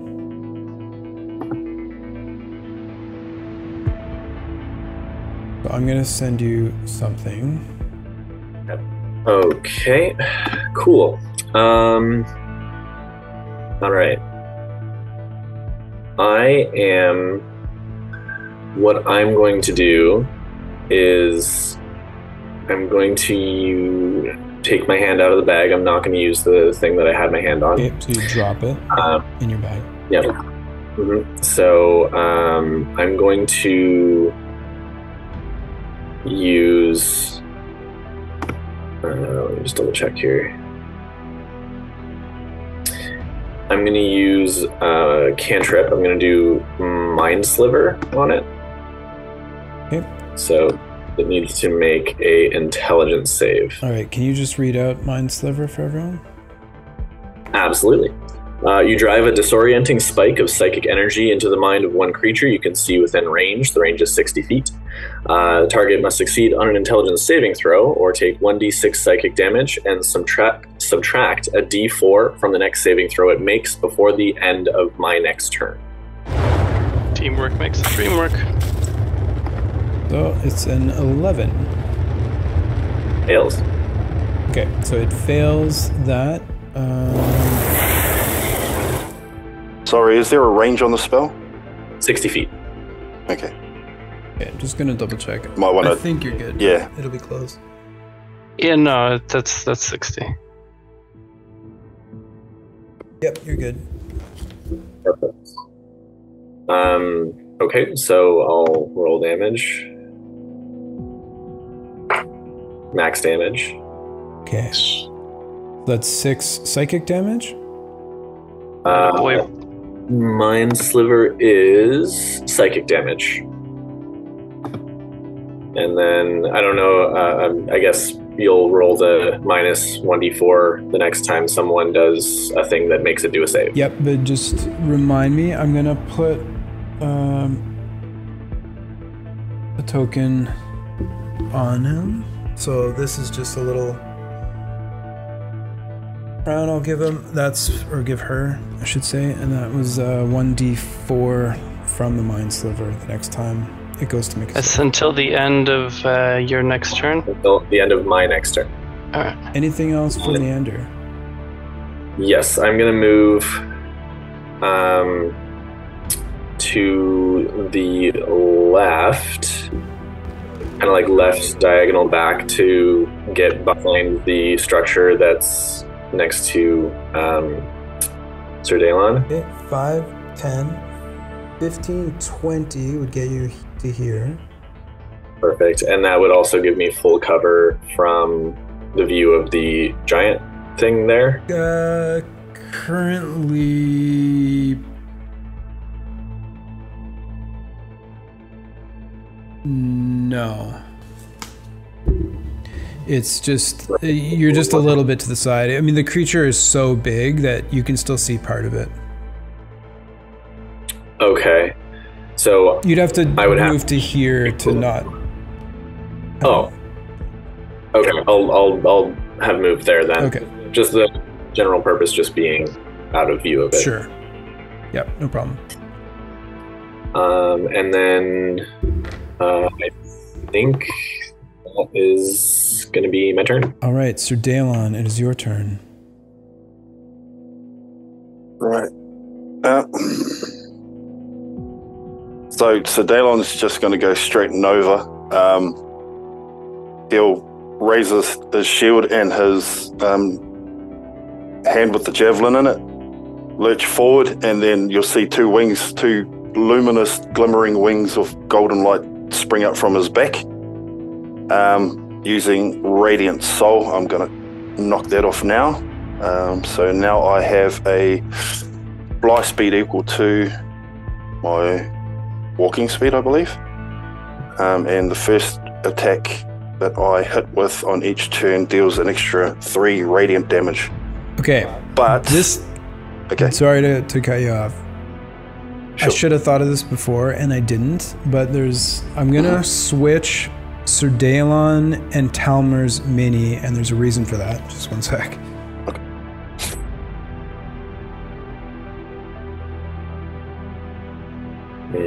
The wings. Nice. He's bringing back the wings. I totally forgot about that. I apologize. So when I played a Protector Azamar, the little magnetic wings, so... Oh my god. Oh. Doing it again. Like, it's not a different figure. It's just wings. That's awesome. Holy shit. Yeah, I put 2 tiny little magnets in his back. I'm gonna put these beside you for now. Yeah. Sure. Okay, so 30 feet, the statue's 30 feet. I can't even see the creature at this moment, so look, Dave, send me 60 feet straight across the board, and I want to be 60 feet in the air, like above it if I can. Okay. Sounds good. So you want to move forward and up 60 feet or just up? Actually, sorry, no, just send me straight at its feet. I'll stand on the ground for this point. Yeah. I want to be right in front of it, really. Okay. 60 feet forward.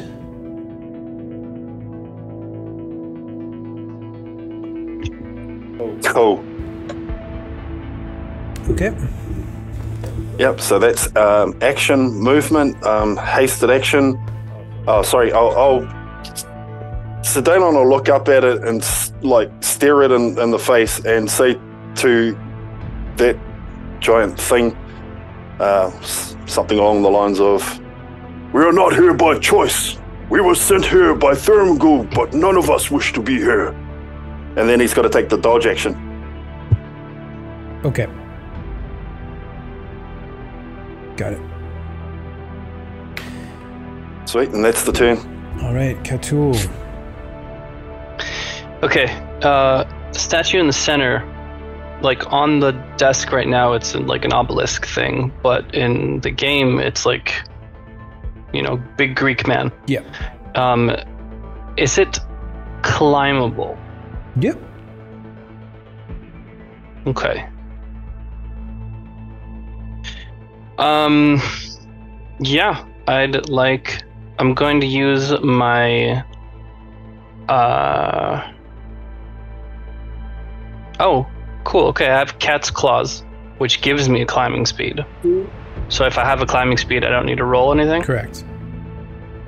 Okay, so let's do some math. Approaching it is already going to be like 20 feet, I think. If I'm just going in a straight line to the obelisk, right? Yep. Yeah, so I'm going to commit to that anyway, so just put me like right up there. Okay, so this is 20 feet of your movement to get up to the statue. Yeah, 20 feet of my horizontal movement. Now, if I have a climbing speed of 20 and I only have 10 feet left, do I climb 10 feet? Yes. Like, how would you mechanics that? Okay. Now, if I want to use feline agility, and it just flat doubles my move speed. Mm-hmm. So how would you math that? So you'd have your full... So you would have like used 30 on the ground becomes 60. Yep. and then climbing becomes 40. So if you have a climbing speed, you can move that much. You can climb that much on your turn. So I would say you would have 60 if you were on the ground. What's your climbing speed? Yeah.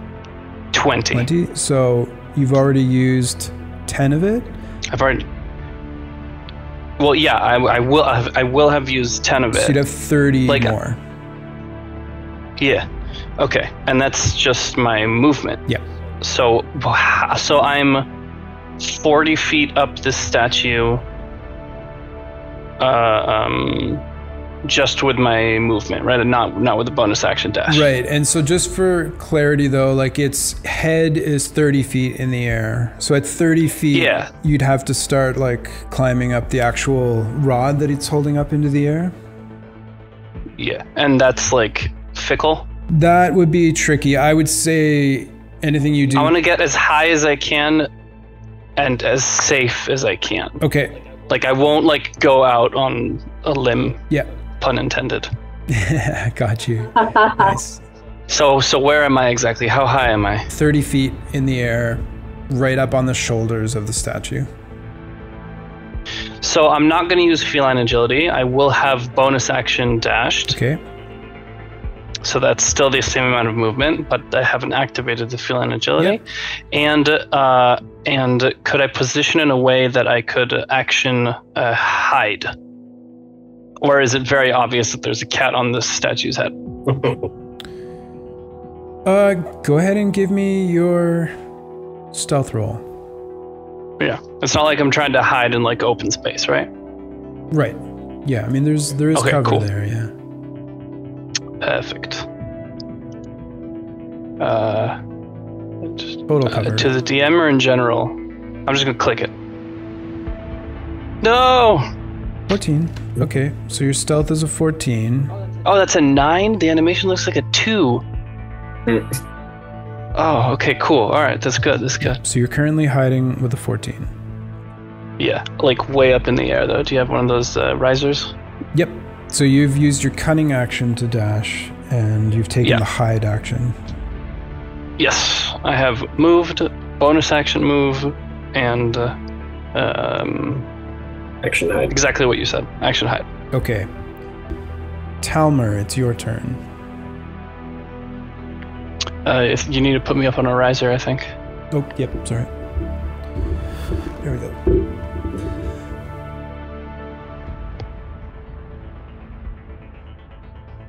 How far am I the red base? Oh, no, you'd be out of camera. Oh, go ahead. So I'm going to put you here, but you're... And we know I'm 30. Yeah. Sure. Okay, sorry, Talmer. It's okay. How far am I away from that going straight and then to the left, trying to duck behind that cover over there in the corner? Probably more than 50 feet from me, eh? This one up here? Let me see. Yes. 5, 10, 15, 20, 25, 30, 35, 40, 45 would get you behind it on this side. Okay. I won't have quite enough.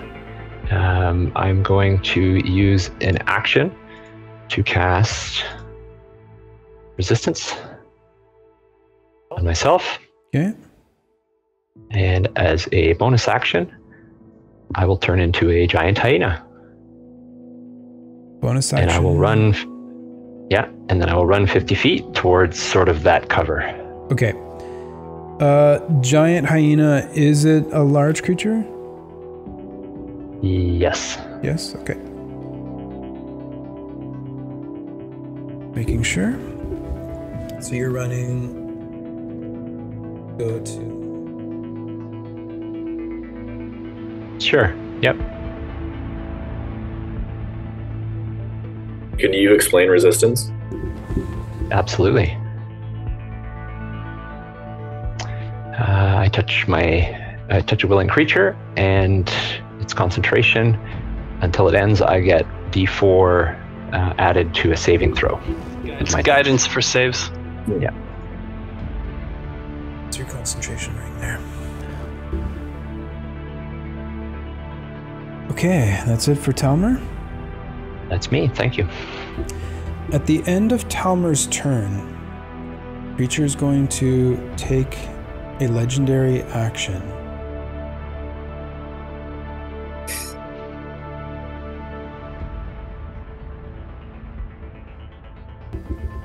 And you can see that the creature like holds up one of its hands, and lightning begins to just kind of crackle around it. And up in the sky, in the swirling clouds, you can see lightning kind of skipping across the sky. And some of it comes shooting down into her hands as she begins to hurl it at one of you. And this currently will be going towards Katul. I did hide, so did you see me? With your hide of 14, so its perception skill bonus is plus 10. So I would say it has a passive of 20. So it does see you there. Cool. It does not seem happy that you were climbing on this statue.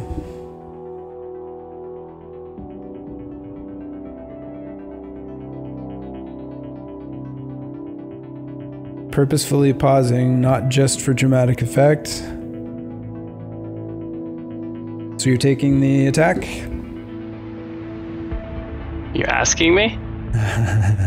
It pays to watch the show, my friend. Yeah. All right. Yeah, no, I know about the moats. No, I'm not going to take that attack. Okay, so you want to use a... Yes, please. The Fate Sphere? Okay. Okay. That is your first. Out of? 6. Yeah, okay. You have 6 Fate Spheres, and they are meant to last you throughout the entire campaign. Yeah, I'm going to write that down. Just, that I've used one. You've used one, yeah. Okay, so I'm going to re-roll the target of this legendary action, and it is a 4, which is Meatball. I'll take it. Okay, Meatball's going to take this one. I need a dexterity saving throw, please, Meatball. Which I think you have... With disadvantage. Disadvantage on currently? Because of the blinded, yeah. Yeah.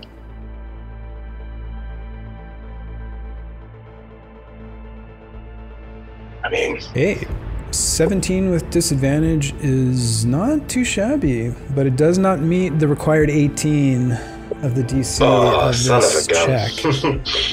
Damn. So this thunderbolt kind of moves her shoulder back and lets loose as this thing strikes you center of mass for 20 thunder damage, sorry.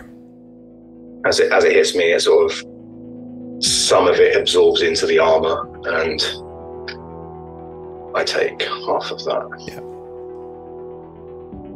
Okay, that is the end of that legendary action. It is now the creature's turn. Since it attacked, does my held action go on? Yes, so go ahead and make your attack roll from your crossbow. As you let loose a bolt towards the creature. Natural 20. Oh! Nice work. Okay. Let's go.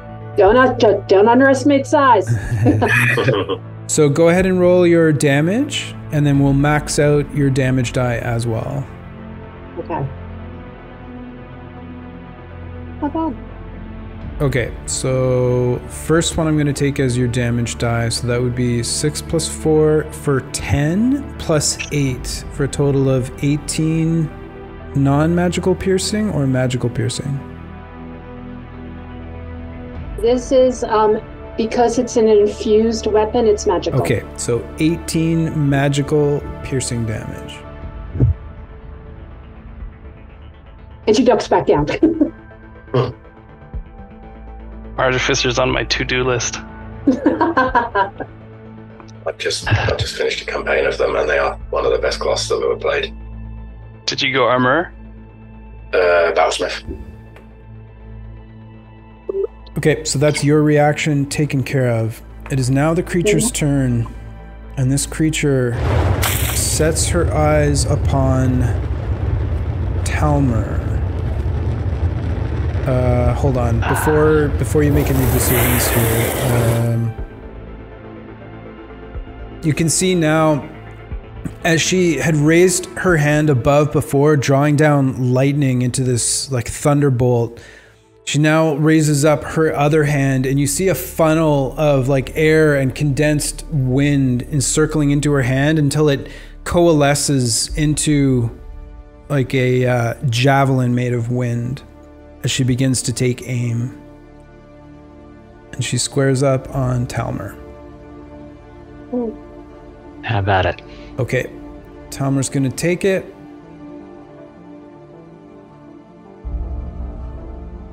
There is no attack roll, as the wind javelin strikes unerringly at any creature it can see within 600 feet. So this is 16 force damage as the javelin strikes at you. Immediately, she calls forth a second one and takes aim at Bala.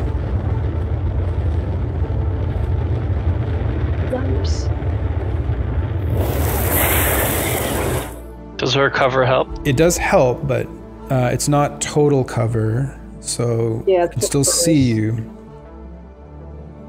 Just to be clear, that was 16 damage? 16 damage. Thank you. Yep, so you taking that one, Fala?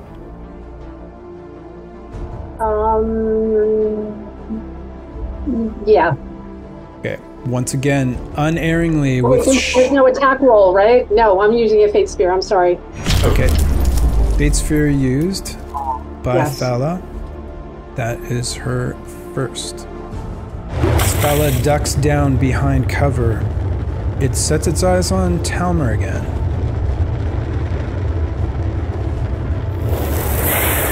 Bring it on. Bring it on. Sounds good. A second javelin is loosed with shocking speed and accuracy, as this one hits for 19 force damage.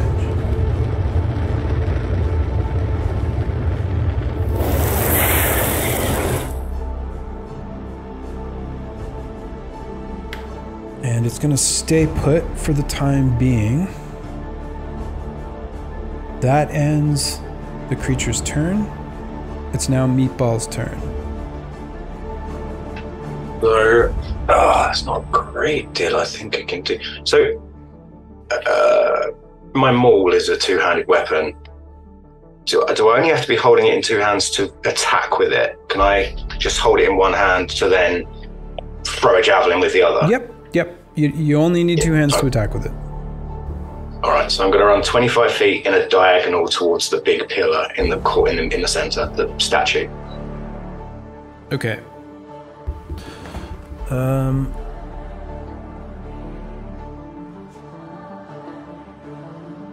What's your passive perception?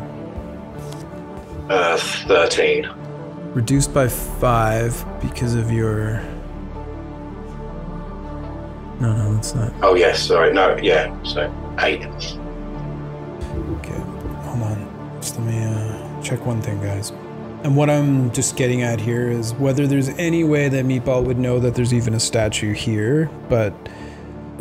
I mean, technically, rules as written, blinded only affects attack rolls. Yeah. And ability checks that require sight. Totally. Yeah.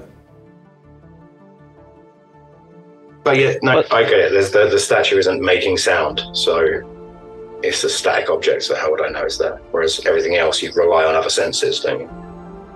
Just the slapstick value of this. Yeah, just it's immense. Yeah, but I don't... Just please don't make me roll direction, because I'll end up getting just immediately running off the mountain. Yeah. The shortest hunter versus hunted. Yeah. They did speak, so does Meatball know like that direction of where the giant voice came from? Yeah. Yep. All right then. Do you know what? I will just run towards that voice. 30 feet directly at it. Okay. I mean, I don't want to deny you the cover from a mechanical point of view. Do you know what? Meatball's a barbarian at heart. He doesn't deal with cover. He's going to run at it. Okay. 30 feet? Yeah. 5, 10, 15, 20, 25, 30. Now that's amore. And then,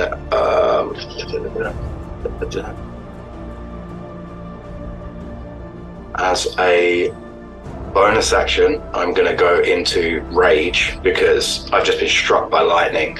So as he's running, he's just screaming. And then he is going to launch a javelin towards where the voice came from. Yep, no problem at all. So go ahead and make your attack roll at disadvantage, please. And wildly miss.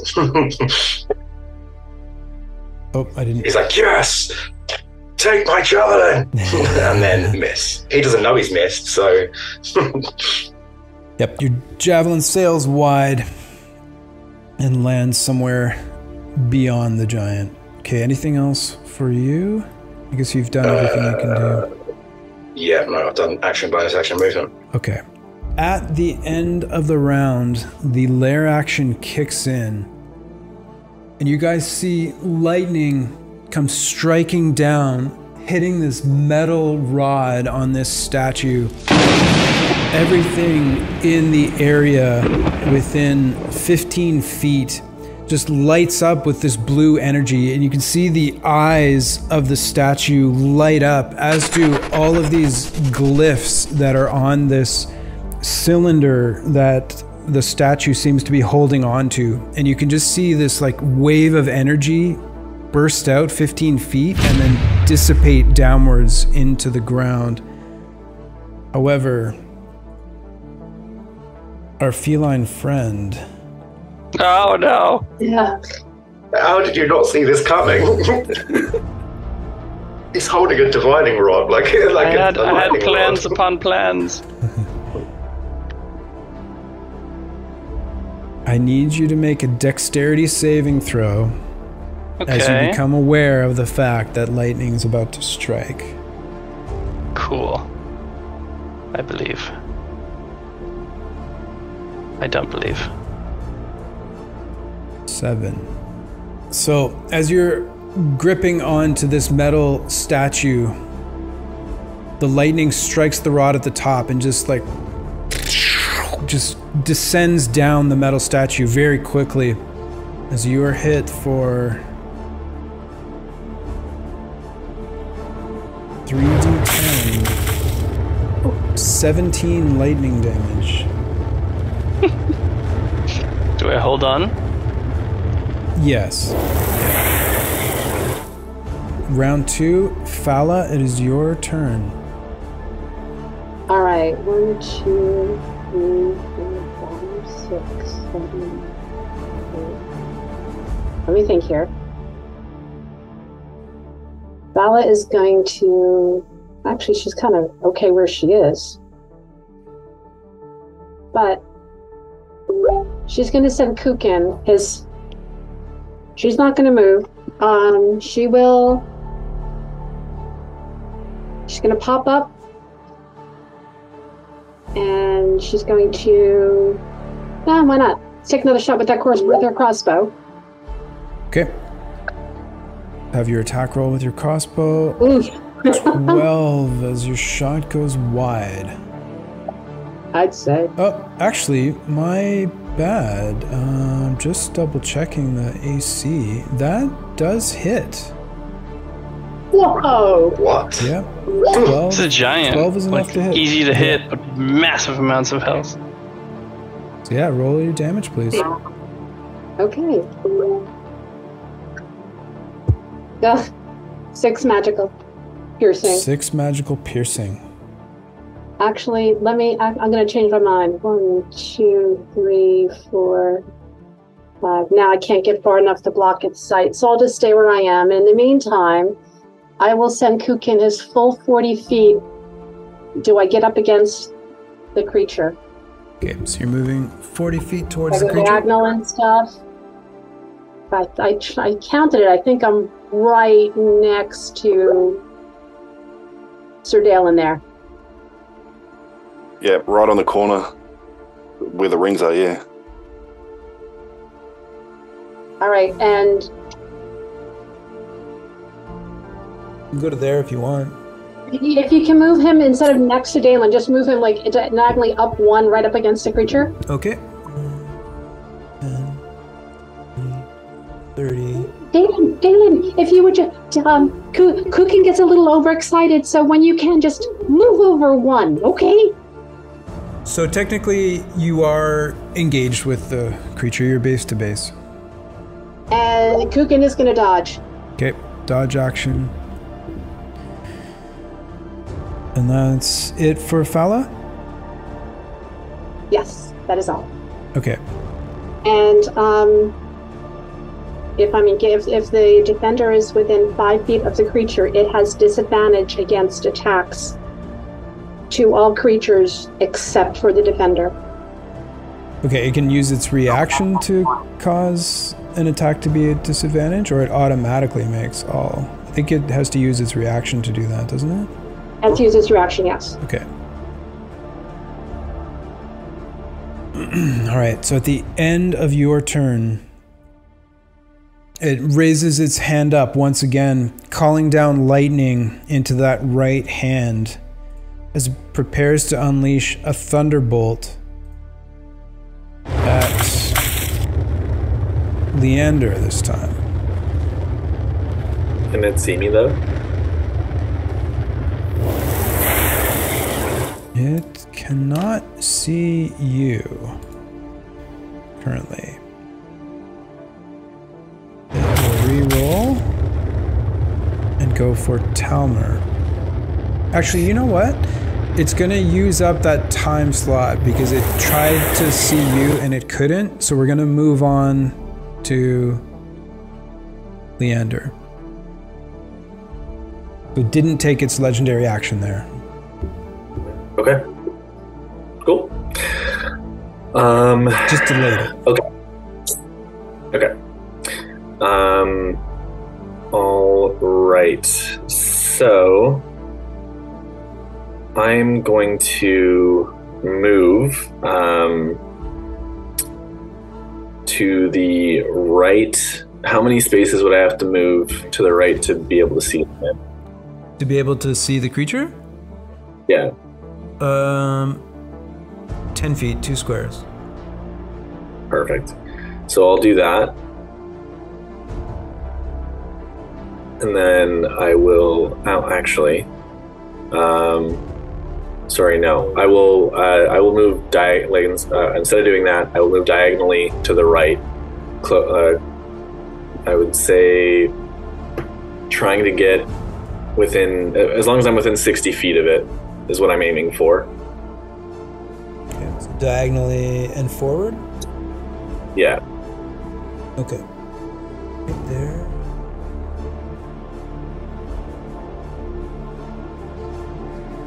Yep, that's within 60 there. Perfect. So that was 10 feet of movement as well. Yes. Awesome. Okay, I'm gonna do Mind Sliver again. So it's an intelligence save. Is this the first time that it's doing a save? It is. Does negative 1d4 to its save. Okay, sounds good. So I'll do the 1d4 first. It's gonna be 3, and then it was an intelligence save. Correct. 16. Oh. Oh, wow. Yeah. Yeah, it succeeds. So nothing happened. Okay. Cool. I am going to. What am I going to do? I am going to use. Sorry, one sec. I'm going to remove that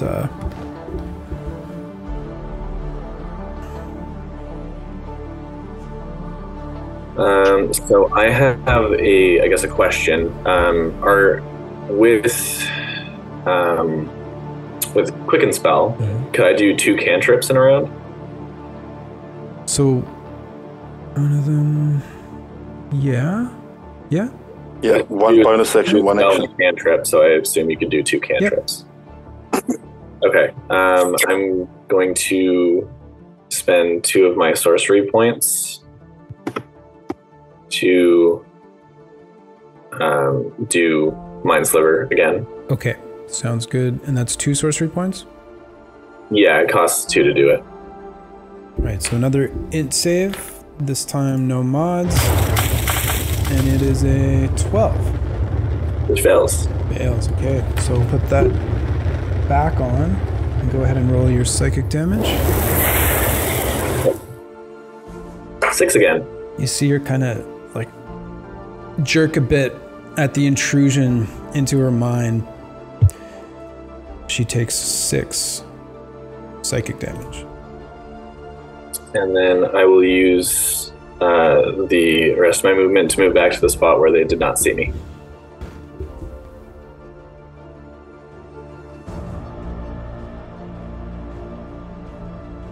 There you go. Perfect. Okay, at the end of your turn, the creature will attempt to use a legendary action once again, this time taking aim at Talmer.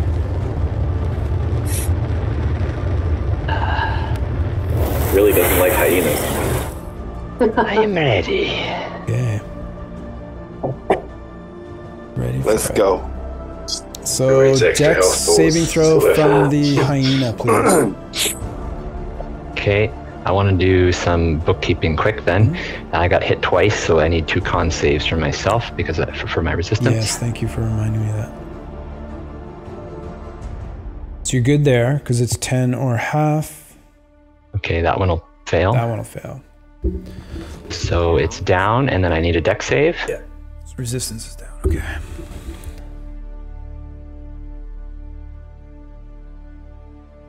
Oof. All right. Okay. So this thunderbolt hits you square in the hiney. Hyena. I wanted to say that.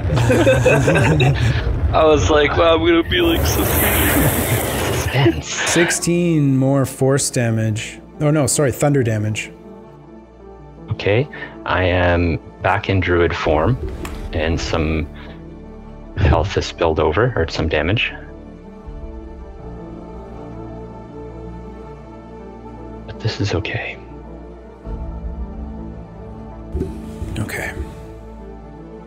That concludes the creature's legendary action. It is now Sir Dalen's turn. So Dalen's not going to take too kindly to being ignored. He's been staring intently at this thing and waiting for it to either respond or attack him, of which it has done neither. So he is going to... how tall is this thing? 26 feet tall. Cool. Okay. So I want to use movement to get into the opposite side from the construct, please. So like maybe the opposite corner. If that's flanking position. Yep.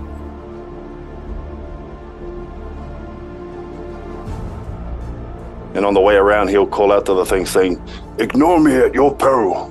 And then I'm just gonna, I know I'm in melee range with a javelin, but can I still throw it? So if you used a ranged attack, it'd be at disadvantage since you're engaged. Okay, no, sweet as. So actually he's gonna drop the javelin. Okay. Yep, and then he's gonna use his free object interaction to draw his longsword. Okay, I'm just gonna put this here down as your javelin, this black gem. Cool. And then I will fly up 25 feet, please. If you can put me up. Okay.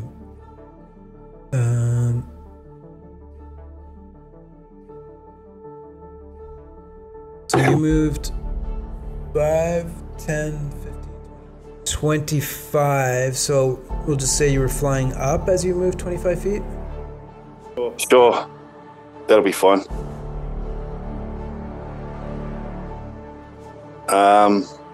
And on the way up, he's going to cast Hunter's Mark.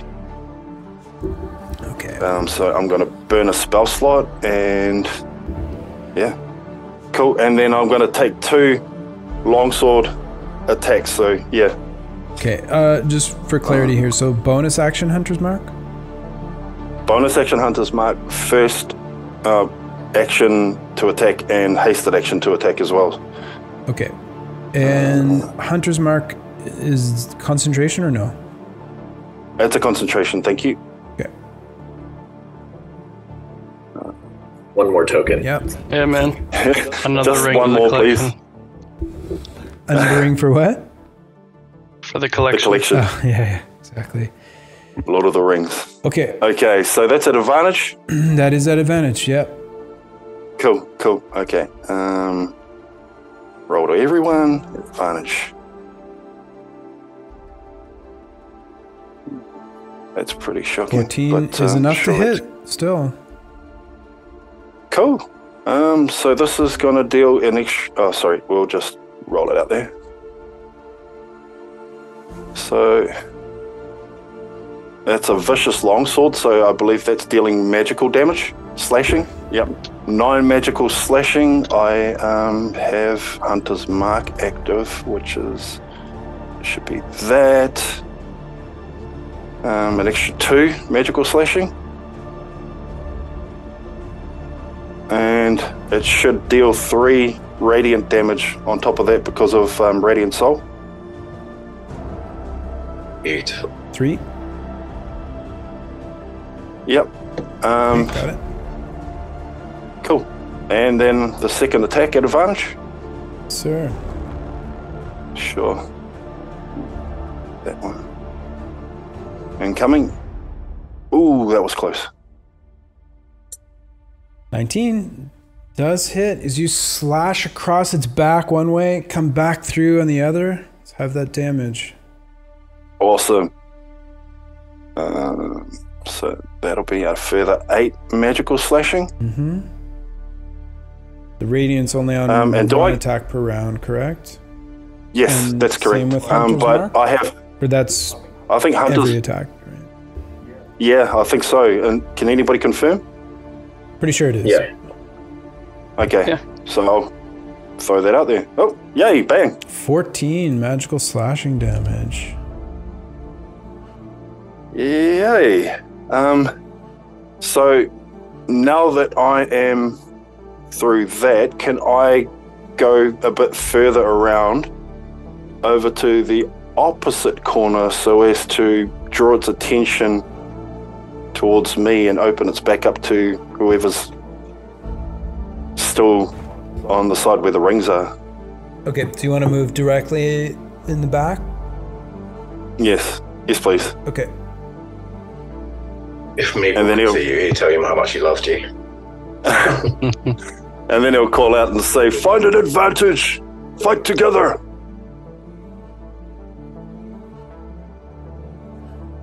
And Kukin is right across from you. Brian.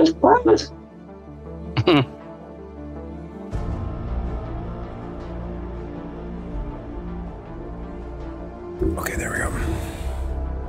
Oh, thank you. That's my turn. Okay, sounds good.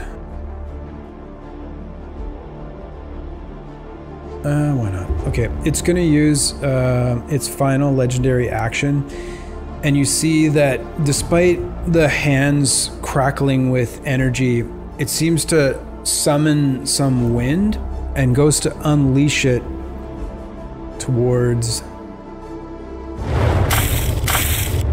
Bala.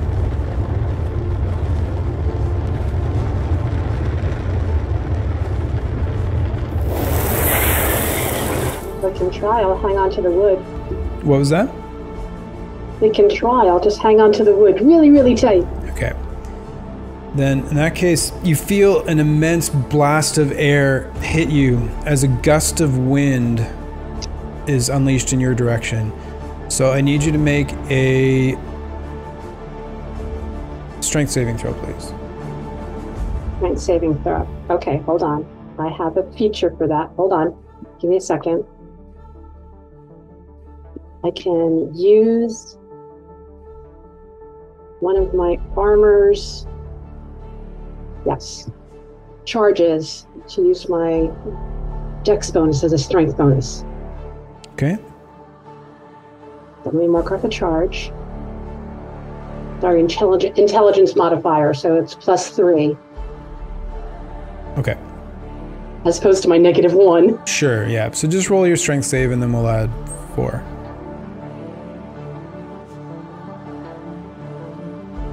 I just did a straight 20. Okay. Hasn't come up yet. So, Very nice. So 19 plus 322. Nice. Okay. So as the wind impacts into you and swirls all around, you hold on tight, and it's not strong enough to push you backwards. That's the end of his legendary actions. It's now Katul's turn. Okay. So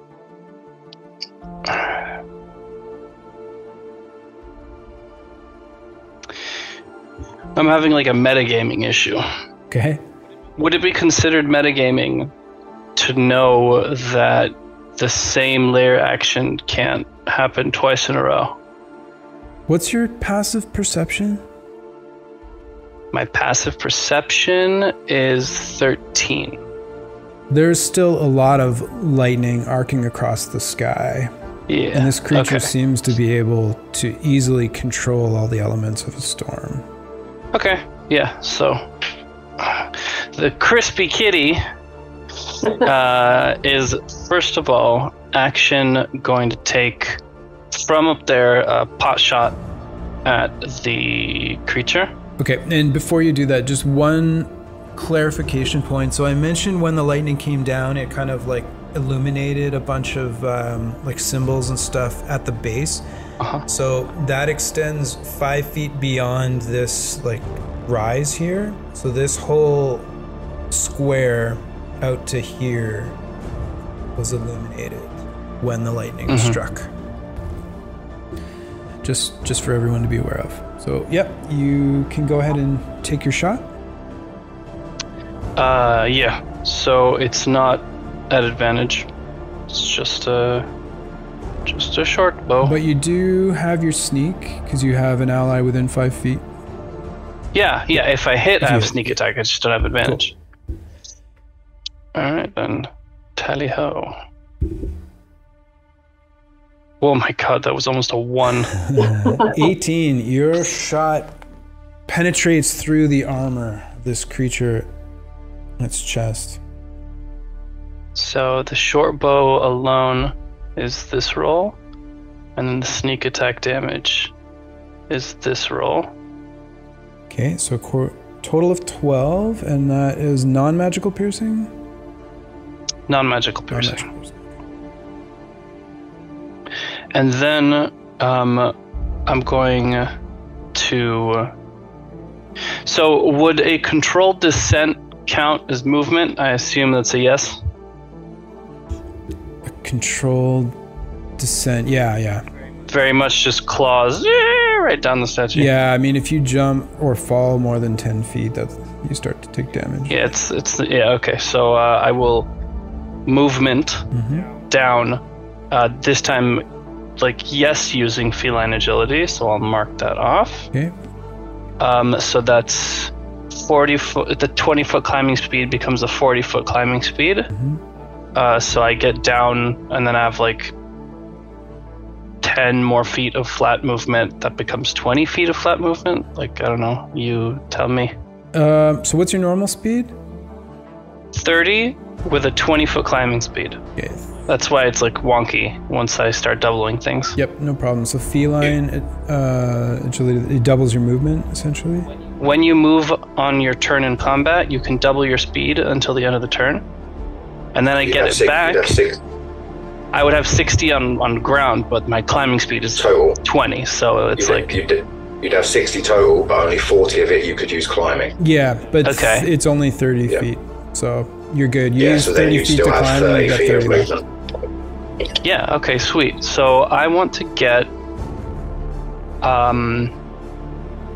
with the total of 60 without using bonus action dash, could I get to the I'm pointing as if you can see where I'm pointing, to the corner where Leander is standing like at the edge of like the wooden planks. I want to be in that like L shape in the left of the corner. Oh yeah, no problem. So just being at the base. I don't know if 60 would help though. Oh yeah, like I don't know if from there. It's only 5, 10, 15, 20, 25, 30.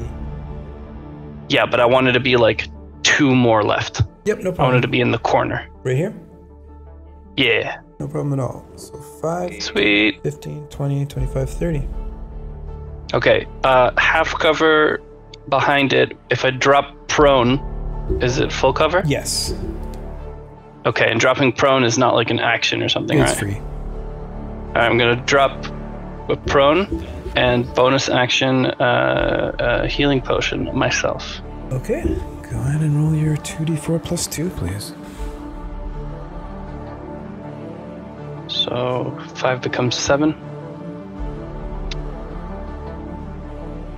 So I am squatting, full cover, healed, etc. Okay, and just for clarity, I missed it. So you use the feline agility, you climb down with your movement from that, and then move. I took a shot, climbed down with double movement because of my feature, and then prone, free, bonus action healing. Yep, it was I had missed your attack. Okay, Talmer. Listen, friend. Those hurt. We will try this again, but different. Resistance, Great Hyena, and I'm gonna jump over behind this cover and he's in leap position, ready to go next time. Okay, sounds good. Resistance gives you concentration. Bonus action to giant hyena. Yeah, and then if I can, I'll be in that cover zone if possible. Do I need to go prone or anything to receive cover, or is that okay? You get half cover just by being okay. And does being big matter? Do I get less for that? No. Okay. Then that is me. Okay, it is now the creature's turn.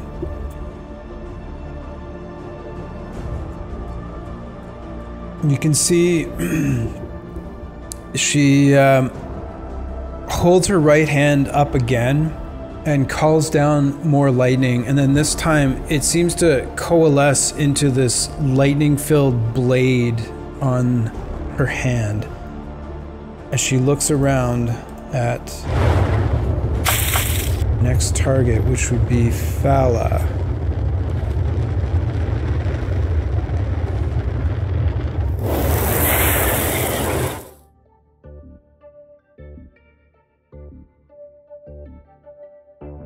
Letting it come, or? Yeah. Okay. You're a legend. Well, I'm hoping with the cover and I have something up my sleeve, I should be okay. Or hopefully. So this massive creature starts to stride towards Fala. Ugh. And as it moves away, hold on, just double checking here. So it's 10. So at this point, it has used 15 movement, and it would leave the range of Sir Dalon. Would you like to use your reaction to make an opportunity attack? I sure would. Okay. Go ahead and give me your attack roll, please. At advantage still. It's a crit. Nice. Natural 20. That's what I'm talking about. All right. So let's have your normal redemption arc over here. Normal damage first, please. Right. Okay, so hold on. 8 plus 3 is 11 damage normally, and then 8, so a total of 19. Cool. Magical slashing. It's vicious. The vicious adds on when he crits. That's I think is the extra 6. No, that's a second die. So that should be plus 10 on the end of it. So the 7 plus the 3. Take the 6 away at a 8, eh? Yeah, so that brings you to 19 for that. And then you get 7 on top from the vicious sword hit. Okay, vicious adds 7? Yeah, on a crit. I think it's a flat 7. Flat 7? Yeah. Okay. So it says when you roll a 20 on your attack roll with this magic weapon, the target takes an extra 7 damage of the weapon's type. Okay, so 20... That on top of its extra dice roll? Yeah. Yeah, on top, yeah. It's vicious. It's vicious. So, yep, so what was that? 19 plus 7 is 26? 26. Magical slashing. Did I you also Hunter's have, Mark as well? I do, so that should be at advantage of crit as well, so double dice. Crit damage, rolling. Well, it would be 1 dice and then max the second dice. It's only for the actual weapon. Weapon damage. Any additional dice don't get maxed. So it's... All right, fair enough. So okay, so that'll be another 10? Yep. Right, and then we're going to drop a smite on it. Yeah. I'm allowed to do that, right? Yeah. Another reaction? Sweet. Deliver us. So it's first level smite, which is 2d8, I believe, double to 48, unless it's a fiend or whatnot. Sorry, fiend or undead, which I don't think it is. I'm just going to drop 4. No, confirm, Dave. It is a giant. Yeah. Yeah. Cool. Okay, so it's 48 radiant. 19 radiant. Beautiful. And I have knocked off that spell slot. Okay, thank you very much.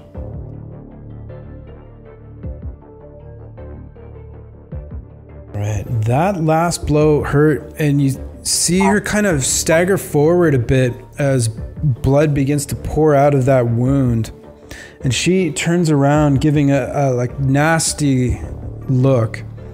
However, as we all know, logic does not apply in Crucible of Fate in round 1, so carries on towards her intended target that started this whole thing in the first place. She's moved 15 so far. 20, 25, which provokes an attack of opportunity from the Steel Defender. And that will be... Hold on, give me 2 seconds. There's the attack there. +4. +4 to hit. Whoa! Natural 20 there too. Okay. This is how it's going to be. All right. And he is a magical construct. All right, so... Okay, let's have your damage. Is this... 1d8 +2. Which ability is the attack from your Steel Defender? Is this called like Force Slam or something like that? Or Force Empowered Rend. Force Empowered Rend. Rend. So, if anybody's seen a cassowary, it's about to go to town. If you haven't seen it, it's not that'll be a kick attack. That's a dinosaur. Yes, it might as well be a dinosaur. Jeez. Not bad. Total of 8. 14. I'll take that any day. And that's force damage? Yeah. 14 force damage. Of course, yes. Okay. How's it looking?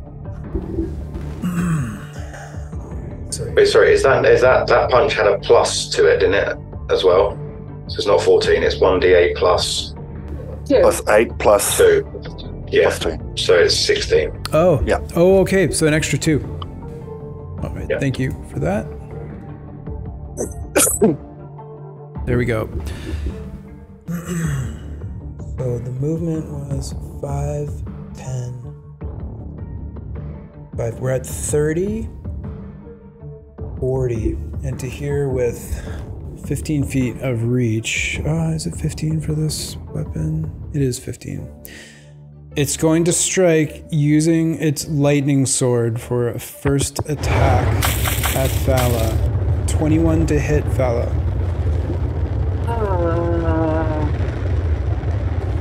Yeah, that'll hit. As you are struck. Hold on. If I use my shit, hold on. I'm sorry. I do have a reaction. My bad. Never mind. I won't even help. Go ahead. Shit. 42. Fate Sphere to reroll that. Okay, what would you like to reroll? A Fate Sphere can be used to reroll 1 die, so we'll look for the highest damage die on the board, which is a 5. Can she Fate Sphere the 20? Or did she already agree to that? Like the D20? Oh.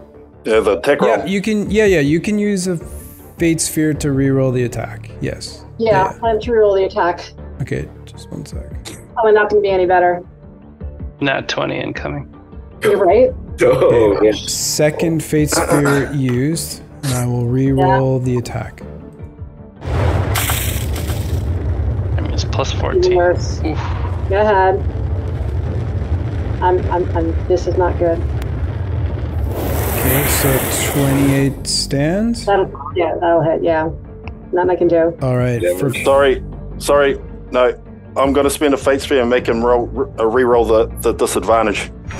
Okay, sounds good. So Sir Dalon is using a Fate Sphere. Oh, thank you, Sir Dalon. His first, and I will re-roll it as if it is disadvantage, taking the lower for 26. I'm still getting hit. It's okay. Okay. With that, that's 42 lightning damage. And I'm down. As it sinks the blade into Fala. Ugh. So Fala goes down. The concentration is dropped, which causes heroism to be dropped. It quickly scans around, so I've said it used 40 feet of movement up to here, I believe, right? Yeah, 40. Okay, so it's gonna look around for its second attack with that weapon. It sets its eyes on Meatball, but it is not able to get to Meatball, which means it will attack anyone in its path. Steel Defender. There isn't anyone directly in its path, which means the strike will go once again to Fala.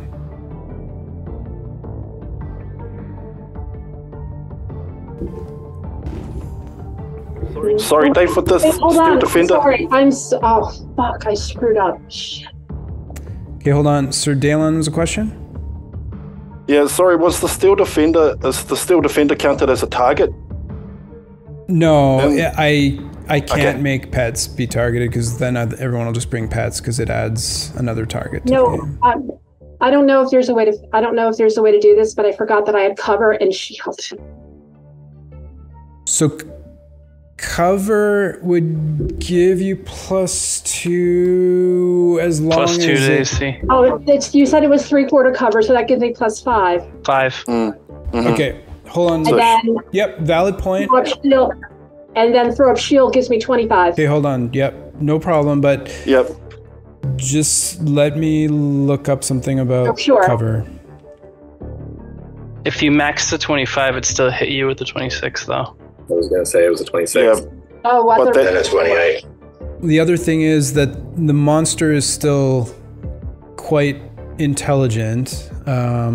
So I stopped at 40 feet because you were in range, but if it would negate cover to move more, it still would do that. Okay. So, that's what I'm looking up right now is cover. So just one sec. I think a target can benefit from cover only when an attack or other effect originates on the opposite side of the cover. So that makes sense. So 3/4 cover does give you +5 to your AC. So with him standing there, what was the disadvantaged attack roll? 26? 26, okay. That hits. It still hits, because even with shield gives you 25. Okay, so it would still hit.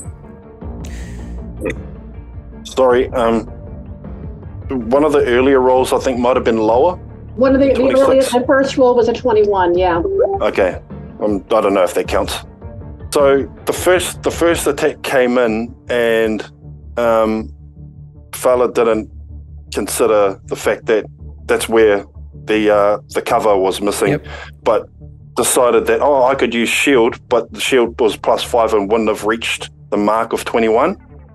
So that's where the extra +5 from the cover comes in. I forgot to add in the cover. Yeah. So that's basically where the error was, and then there were 2 fate spheres used after that. So what? I don't know. It's up to you. What is your AC normally though? 15. 15. Okay, so with shield it'd be 20. Right, but and then with 3/4 it would go up to 25. Right, but the cover is only good if it's on the opposite side, so and it can see over me. I gotcha. Okay. So I'll use the extra movement. These are only a couple of feet high, so right, you had said understood. Yeah, so this is 40, 45. I mean, even it's kind of hard to cover when it's looming over you. 50 feet, it would be kind of straddling here. Mm-hmm. So then with a 21, it would still drive it down and hit. Right. Okay, so that's 42. Yep, I'm down. Lightning, which puts you down. Yep. It multi-attacks with 2 lightning swords. It has no other target, so it needs to go after you once again. So it's going to make an attack with advantage since it's standing over you. And I can use a fate sphere, obviously. Yeah, you can, but it's minimum going to be a 15. Well, minimum. You can still use a fate sphere. Minimum. Okay, sorry. It has advantage, so you could use a fate sphere to make me re-roll, but it would have to be snake eyes to miss. Yeah, I know. Yeah, so you might. It's up to you. You can use it now, or you can hold on to them. I'll hold on to them. Okay. Then I'll roll the damage. It's automatically a crit because you're down. Okay. That's 2 death saves failed. Well, if the damage is double. It's not a crit as in like actual damage. It's just 2 fails. You still have to roll the damage to see if it surpasses beyond the max hit points of the character. Otherwise, I thought that was only the killing blow. Okay. Which in this case it would be 73 damage. So I want to make sure this is right here, guys, before we do it. So I know that it's normally 2 death save fails with a critical hit, but to my knowledge, that's if you're still under the max damage that kills you outright. So I'm gonna double check that because I want to make sure it's fair. I'm pretty sure you're right, Dave. That's insta kill. I agree. So with 73, that outright kills you. So is there anything within the rules of Crucible of Fate, Fala, that could save you? Other than divine intervention, no. Well, you have 4 fate spheres left. So Oh, and let's see our first divine intervention. go ahead and roll a D100. Good luck. So Daylon's with you. I'm sorry, So what did you have to do? Roll under a 3? Yes. What am I rolling? D100. D100. D100. Okay. Okay, hold on. Before you roll this, I need to think again, sorry, because Okay. Divine Intervention has never been successful so far on Crucible of Fate. I just want to make sure I have it straight in my head what the result of that is going to be.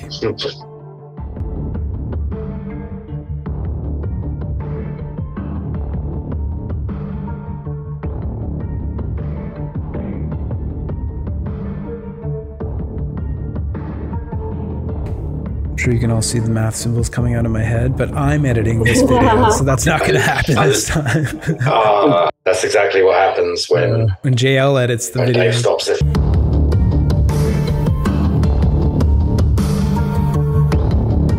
So for Divine Intervention, guys, it'll be that you get brought back to 1 hit point. Yes. You're conscious. 3%. 3% chance, and you get 4 rolls. So let's have your first D100. Does the giant, the giant has done all of its multi-attack, right? Yes. Yeah, whatever. Yeah. Okay, first, that is your 3rd fate sphere. 12 is not low enough. Right now. Oh my god, these are good rolls though. Shit. We're at D100. So. Yeah. Come on. We're going higher. Last chance. Last one. Do it. Nope. 20. It's been fun. Okay, with that, Michelle, I'm sorry, but Fala has been eliminated from the Crucible of Fate. That's okay. It was a great time, guys. Dave, thanks again. No problem. Thank you very much. I'll check in with you tomorrow. I'll send you an email or send you a message on Discord. Thanks very much for playing. Well played. Hey. It's what it is. It's okay. It's all attack. dice. Bye, guys. It's been great. Thanks, Bye, Michelle. It was nice meeting you. Yeah, Michelle, pleasure to meet you. At the moment that Fala is killed, portals open up beside all of you. Her steel defender collapses, no longer held together by the magic of its creator. In initiative order, Meatball, are you allowing the portal to pull you through? Yes. Okay. Meatball has exited stage left.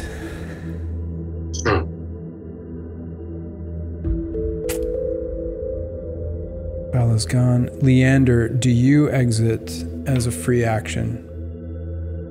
Not yet. I wanted to do a perception check to see if there's anything worth investigating while that guy's over there, if there's anything else on the other side. Okay, do you want to rely on your passive, or do you want to stay to use an action to roll?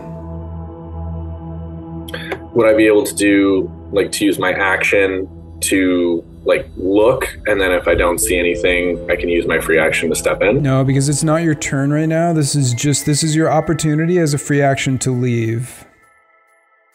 Okay, well, so the current turn order of everything, the giant just went, then it would have been Meatball, then it would have been me, because... Yes. Okay, so I could do... I'll stay, because it'll be my turn at the end of all of this anyways. Okay, understood. Sir Dalon, do you leave right away? No. So, is it a reaction, eh? Pardon me? Or it's just a free action It's or a reaction? Free action. Okay, no, I'm not leaving. Okay. Katul, do you leave right away?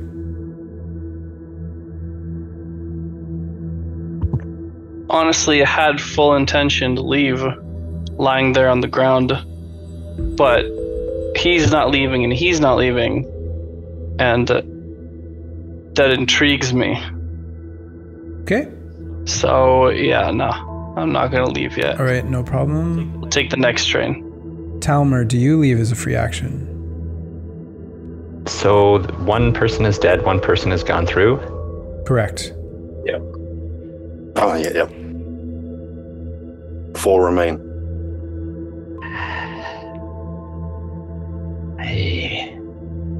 I must resist. You're staying? I will not go through. Yes. Okay, not going through. All right.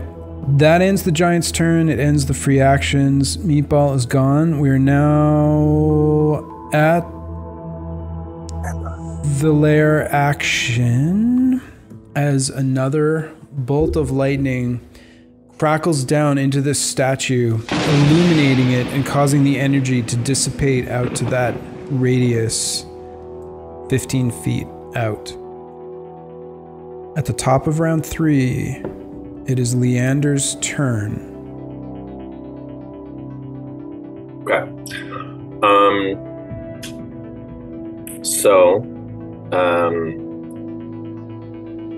I'm gonna take a step forward. Does my portal follow me?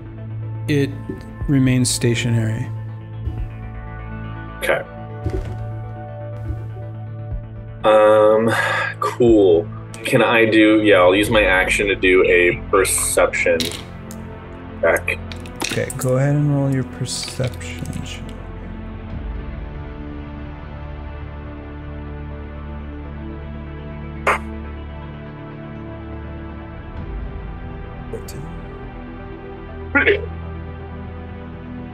Is there anything along the lines that I can see of valuables, like a box or chest somewhere? So from where you are currently standing, nothing has appeared on the battlefield. You don't see any treasure chests or anything of value as you take a moment to scan around the battlefield. Okay. In that case, I will use the remainder of my movement and free action to go through the portal. Okay. You use your reaction. Sorry, not your action, your movement to go through the portal. You have now left and survived Hunter and Hunted. At the end of Leander's turn, the creature will use a legendary action as it calls down lightning to generate a thunderbolt in its hands as it scans around the remaining targets and settles on... He's gone. Katul. I'm in full cover. I'm prone back there. So in that case, we'll skip the legendary action once again, and it becomes... Oh my god. Thank Sir the Lord. Dalon's turn. Yeah. Full movement straight over towards it, please. Towards, sorry, what? Full movement straight at it, please. Straight at it? The creature? Yeah. Okay, sure. On the way over, I'm going to use a bonus action, and you'll see a glimmer come from the holy amulet that Sir Dalon's wearing. As a beam of light comes straight down and touches him on his holy amulet, and that is Channel Divinity, Harness Divine Power. So I'll gain a spell slot back from that. Okay. Channel Divinity burnt. Spell slot back. Yeah, and for 2 actions, I am going to flat roll attack it. Okay, let's have your attack roll.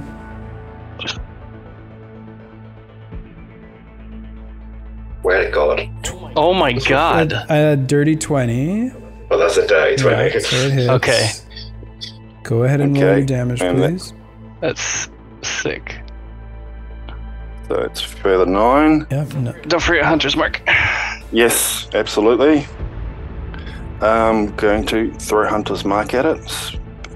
Okay. That's another 1. And the Radiant Soul. And the Radiant Soul, so +3 to that. That's radiant damage. Yep, so total of Thank 4 you. additional damage there. Yep. And then a second attack flat roll. Ooh. Close. That does hit as you draw another cut across its back. Okay, incoming. D8 +3. So another 11 plus another Hunter's Mark. Yep. Yeah, so another 1. 12. So how much movement was that, please? So your portal is 5, 10, 15, 20, 25, 30 to get you. Okay, so with the other 30, I would like to get as far around. Oh, sorry, yeah. Well, just bring me straight to the left on the camera. So, yeah, within that little area in there. But I'm staying up in the air. 5, 10, 15, 20. I'm just gonna push this away a bit. Perfect. Don't you only have 30 feet of movement? He's hasted. It's hasted and flying. Perfect. And then at the end of the turn, he'll say, "You'll pay for that." At the end of your turn, with the thunderbolt still in his hand, that would have been Fala. Meatball's gone. I should just do this with a D4. It is Sir Dalon, the target of this one. Okay. So I need a dexterity saving throw, please. DC 18. Sure. Okay. Dex save. Let's do that at advantage. So that's 16, but I'm blessed, so I can throw a D4 at that as well. So I'm just going to chuck a. Come on. I forgot your.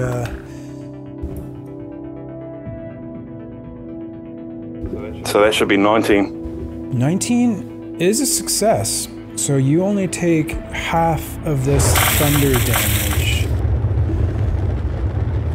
14 thunder damage to Sir Dalon. Cool, okay. Take that off. And then a con save for my Hunter's Mark. Yep. I believe DC 10. Oh, that's pretty shit. Yep, so Hunter's Mark drops. Sorry, I'm gonna re-roll it, Dave. I'll fate sphere that. I want to keep it. Okay, sounds good. Yep. Second fate sphere. That is the fate sphere of a man who has no intention of going through his portal. That's right. So that's 11 plus I'm blessed, so I might as well throw it. 12. Okay. So it's DC 10, eh? Yep, you're good. Cool. All right.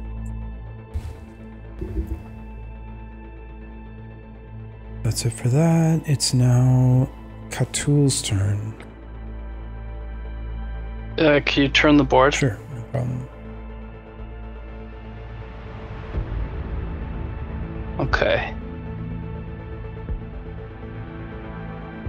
So my portal is on like that side with me right now. Yeah, it's right here. Okay. And hypothetically, getting up is 15, and then I would have 15 left. Yes. Screw it. I'm gonna get up, and then I want to hop onto the other side of the like wooden wall. Here? Basically like 2 blocks north, yeah. Okay. Right there. Over, you're at 25 of your movement. And then I'm gonna take a shot. Before I take a shot, before I hop over, dropping prone again doesn't cost movement, correct? Correct.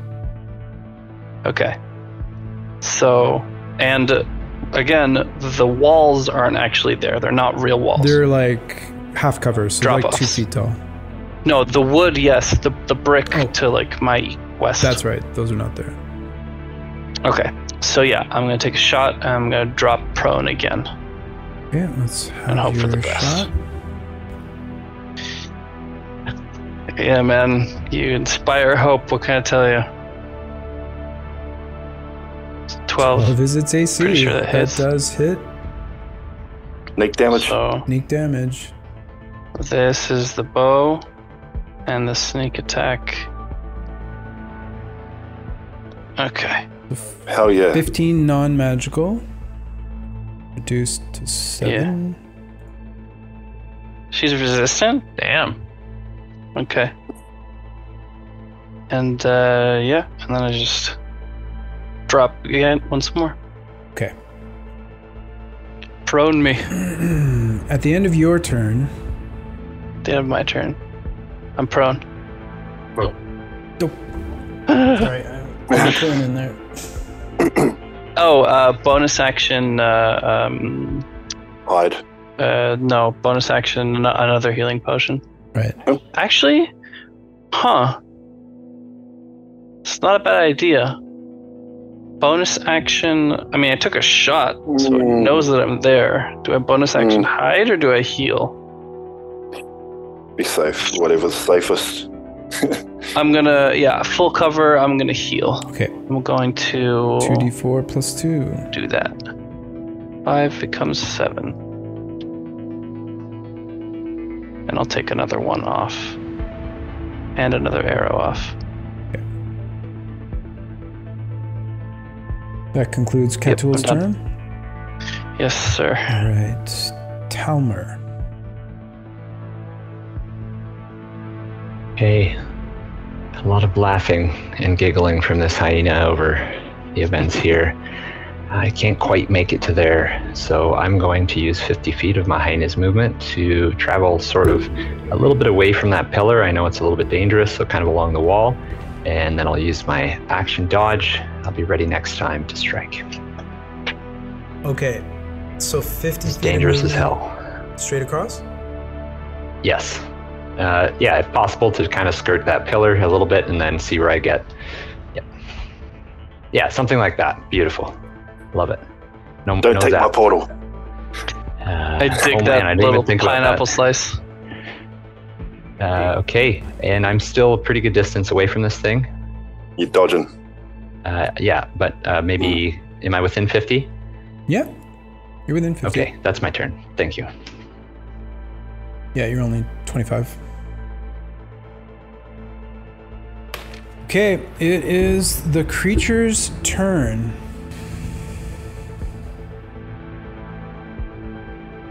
Such a bad idea. And with this lightning sword still in hand, it sets its gaze upon Catul. Full cover.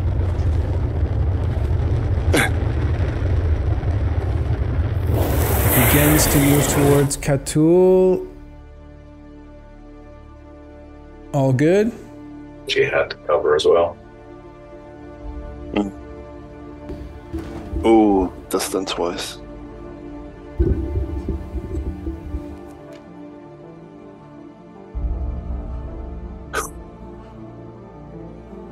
So 5, 10 movement gets it here, at which point it would provoke the attack of opportunity from Sir Daelon.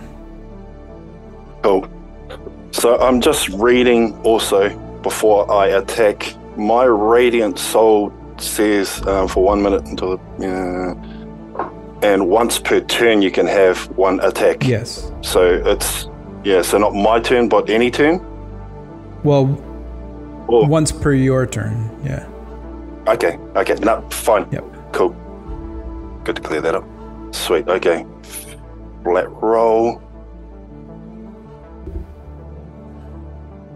Natural Crit. 20. Oh my Okay. God. Jesus Christ. Let's get it. You have Right. a slot to smite again, right? That's right. You got that back. Yeah, boy. Holy moly. So that's a crit. So 7 plus 8 plus that 3 should have a 7 extra on it from the weapon. 17 plus 8, is it? Yeah. 18 plus 7, 25? 18 plus 7, 25? And then Hunter's Mark, or did you lose that? I Yep, don't that's remember. right. 25. No, I've got Hunter's Mark. I managed to keep it, thank goodness. Spells up there. Hunter's Mark there. Crit damage roll. Oh, yeah. Yep. All right, and I'm just going to burn a spell slot there, and then I'm going to throw 48 at it for a first level smite. Okay. Let's go. 50 damage in one hit. Nice. Yep. That'll be it. How's this guy looking? 14 on the 48. Okay, so it was a total of 50. A mix of like radiant and slashing and whatnot. Yeah. Yeah, You magical cut slashing and radiant. deep across its back, and it kind of stumbles. It's still up. Yes, but a flesh wound. What do we have to gain by defeating it? Did you not? You didn't watch the last episode, did you? You gotta watch the show, the man. last episode. I know the one I watched, everyone bailed. So it didn't Yeah. even occur to me that this was an option. He doesn't know who I am. No, he doesn't. Okay, so with that 50, you cut deep, blood pouring out of its back, but that is your reaction used. It is. Yep. What a reaction, And right? I used 10 feet of movement at this point. Yeah.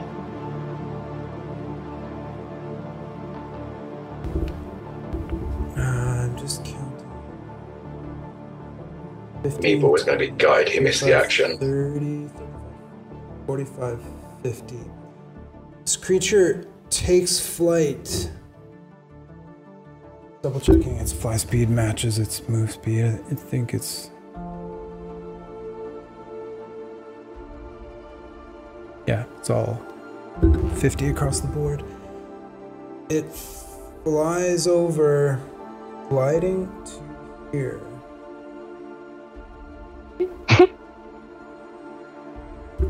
Oh no. Staring down at the prone tabaxi as it attacks with advantage. Yeah, the Puss in Boots like, don't do it. Your eyes just get massive. Yeah, man. Here we go with advantage. 21 to hit. I mean, like Fate's fearing this. It doesn't. It would make him roll again with advantage, right? Yes, Not because necessarily. if you... Oh, yeah. Yeah. Yeah, it'll take 2 to re-roll it flat, eh? Like he would, with a plus 14, he would need a natural 1 would be the only way he wouldn't hit me, and a natural 1 with advantage is not a thing. Mm-hmm. So yeah, he hits me. I mean, guess I if you can't. There's rolled- no point in Fate's fearing If that. you rolled Snake Eyes, it can happen.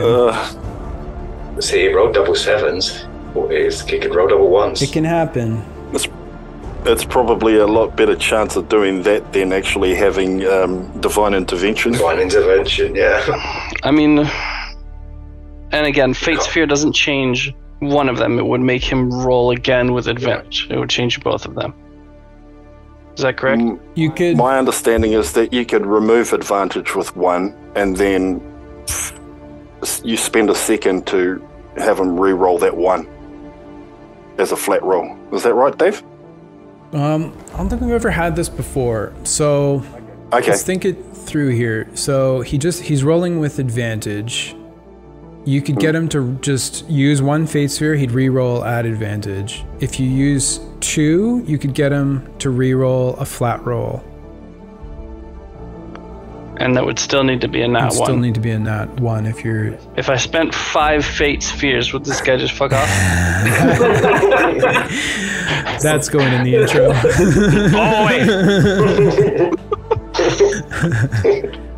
No.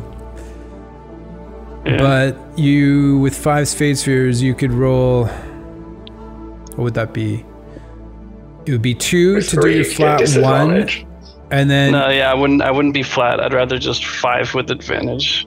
And then you can't do that. So... Sorry. Yeah. What? Is this the second... Is this the second attack? Because I took the first one? Or no? No, he didn't attack you. This is the first attack? Yeah, okay. no, he didn't attack you. That's right. Okay. Cool. Could he use 3 and it would give him disadvantage?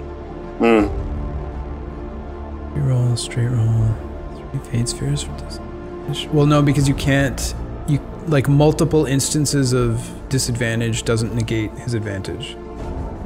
Right. Right, because we're sticking to raw. We haven't developed any house rules for situations like that. All right, I'm gonna let it happen. I'm gonna just roll 5 fate spheres. He gets advantage, and if it's Snake Eyes, then I deserve to live because I had ample time to go through the portal, and I did not. Okay, so first fate sphere then, just re-rolling with advantage. Yeah, man. Okay. You got one of the ones, but... Alright, roll again. Okay, should I just keep rolling? We're doing it 5 times, baby, until he gets Snake Eyes. Alright. It's all or nothing.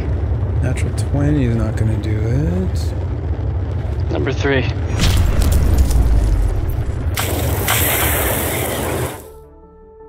Number 4.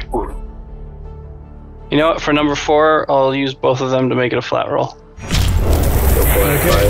So this is it? 4 and 5 is a flat roll. This is it here then? Yep. Yeah. Straight roll. Straight roll. Not a natural 1. So, first strike, 32 damage. I'm out. Because you are out. Prone already. To the left. Second attack at advantage. 32. Full dead. My max is 30. Oh wait, no, sorry. Roll, yeah. Wait, what? Oh, okay. Still got it. 2 attack roll. That's insane. To the left. Oh. Yeah, full dead. Full dead. One dead.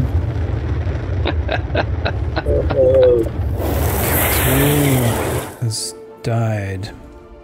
As of no, your portals are already open. Do you know of anything within the rules of Crucible of Fate that could save you, Katul? I mean, I used all my fate spheres. Oh, have you? So no. Yeah. I'm not gonna lie. The 7 o'clock to 1 in the morning is also kind of rough. I hear you. So man. that's also a choice. Thank you very much for joining us from so far away, though, man. It's great having you on the show. I'm sorry it went down the way it did. But. It is not your fault. I could have used the portal, and the paladin goaded me. It's everyone's fault. All right. Thanks so much, man. And I'll check in with you as well tomorrow by email. But thanks for playing. Appreciate it. Peace and love, guys. See you later. Take care. Shalom, bro. Shalom. I'm going to sleep.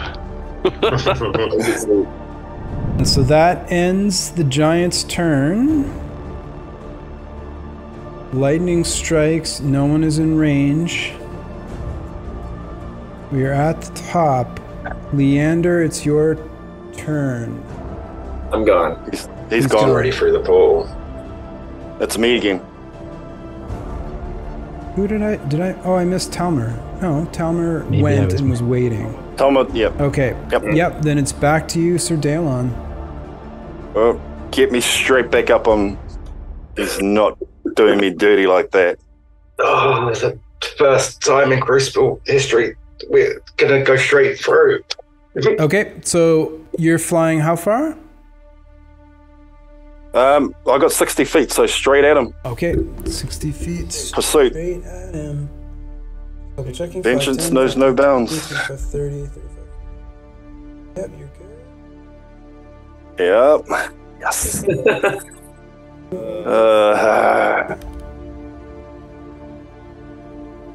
Are you a vengeance paladin by chance? Yes. It's Sir Dalon's turn. I waited 2 whole episodes for this moment. Flat roll, vicious longsword coming in at a blessed, so I'm going to chuck a d4 on it. Okay.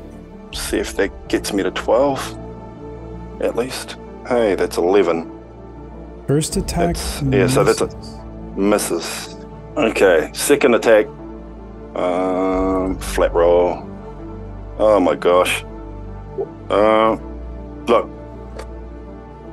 Fate's fair. I'm gonna roll an advantage.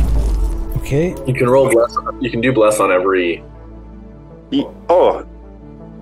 Sorry, yeah, I can too, so I'll throw that at it first. Okay. That's enough.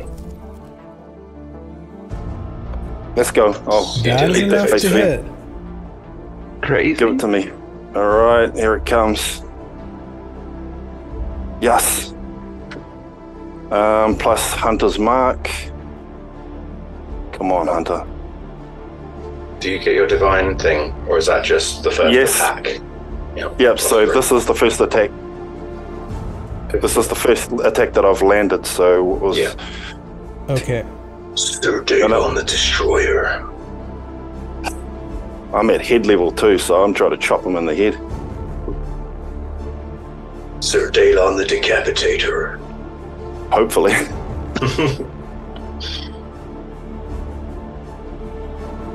Heads will roll. Hold on.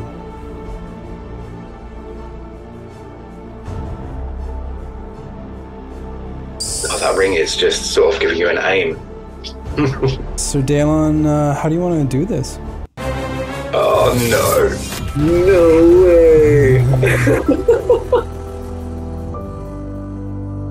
What? Ah! What, you crazy son And look, of a bird. I'm telling you guys something here. If someone else had stayed behind, it would have given this creature one more opportunity to use a legendary action, and it would have dissipated back into the storm. Oh. So the fact that there was no one else around to take a turn made it Sir Dalon's turn. So Sir Dalon, go ahead and describe how you kill this storm giant Quintessent. Oh, yes. So Sir Dalon, as he was left in the dust, charged in pursuit of this giant, in pursuit of retribution for his 2 fallen fellow contestants. He takes one mighty swing with his longsword, misses, but is undeterred and turns it back around and straight at the neck, I suppose, of this giant, lays into it with all his might, delivering a mighty blow with radiant energy emanating throughout his blade as he slices through, and stares down at it, watching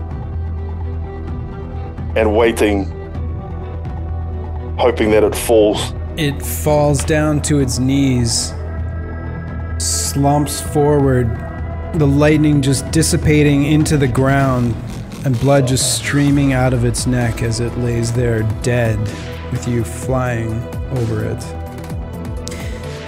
With the creature now fallen, the storm giant Quintessent bleeding out on the ground, Sir Dalon floating high above.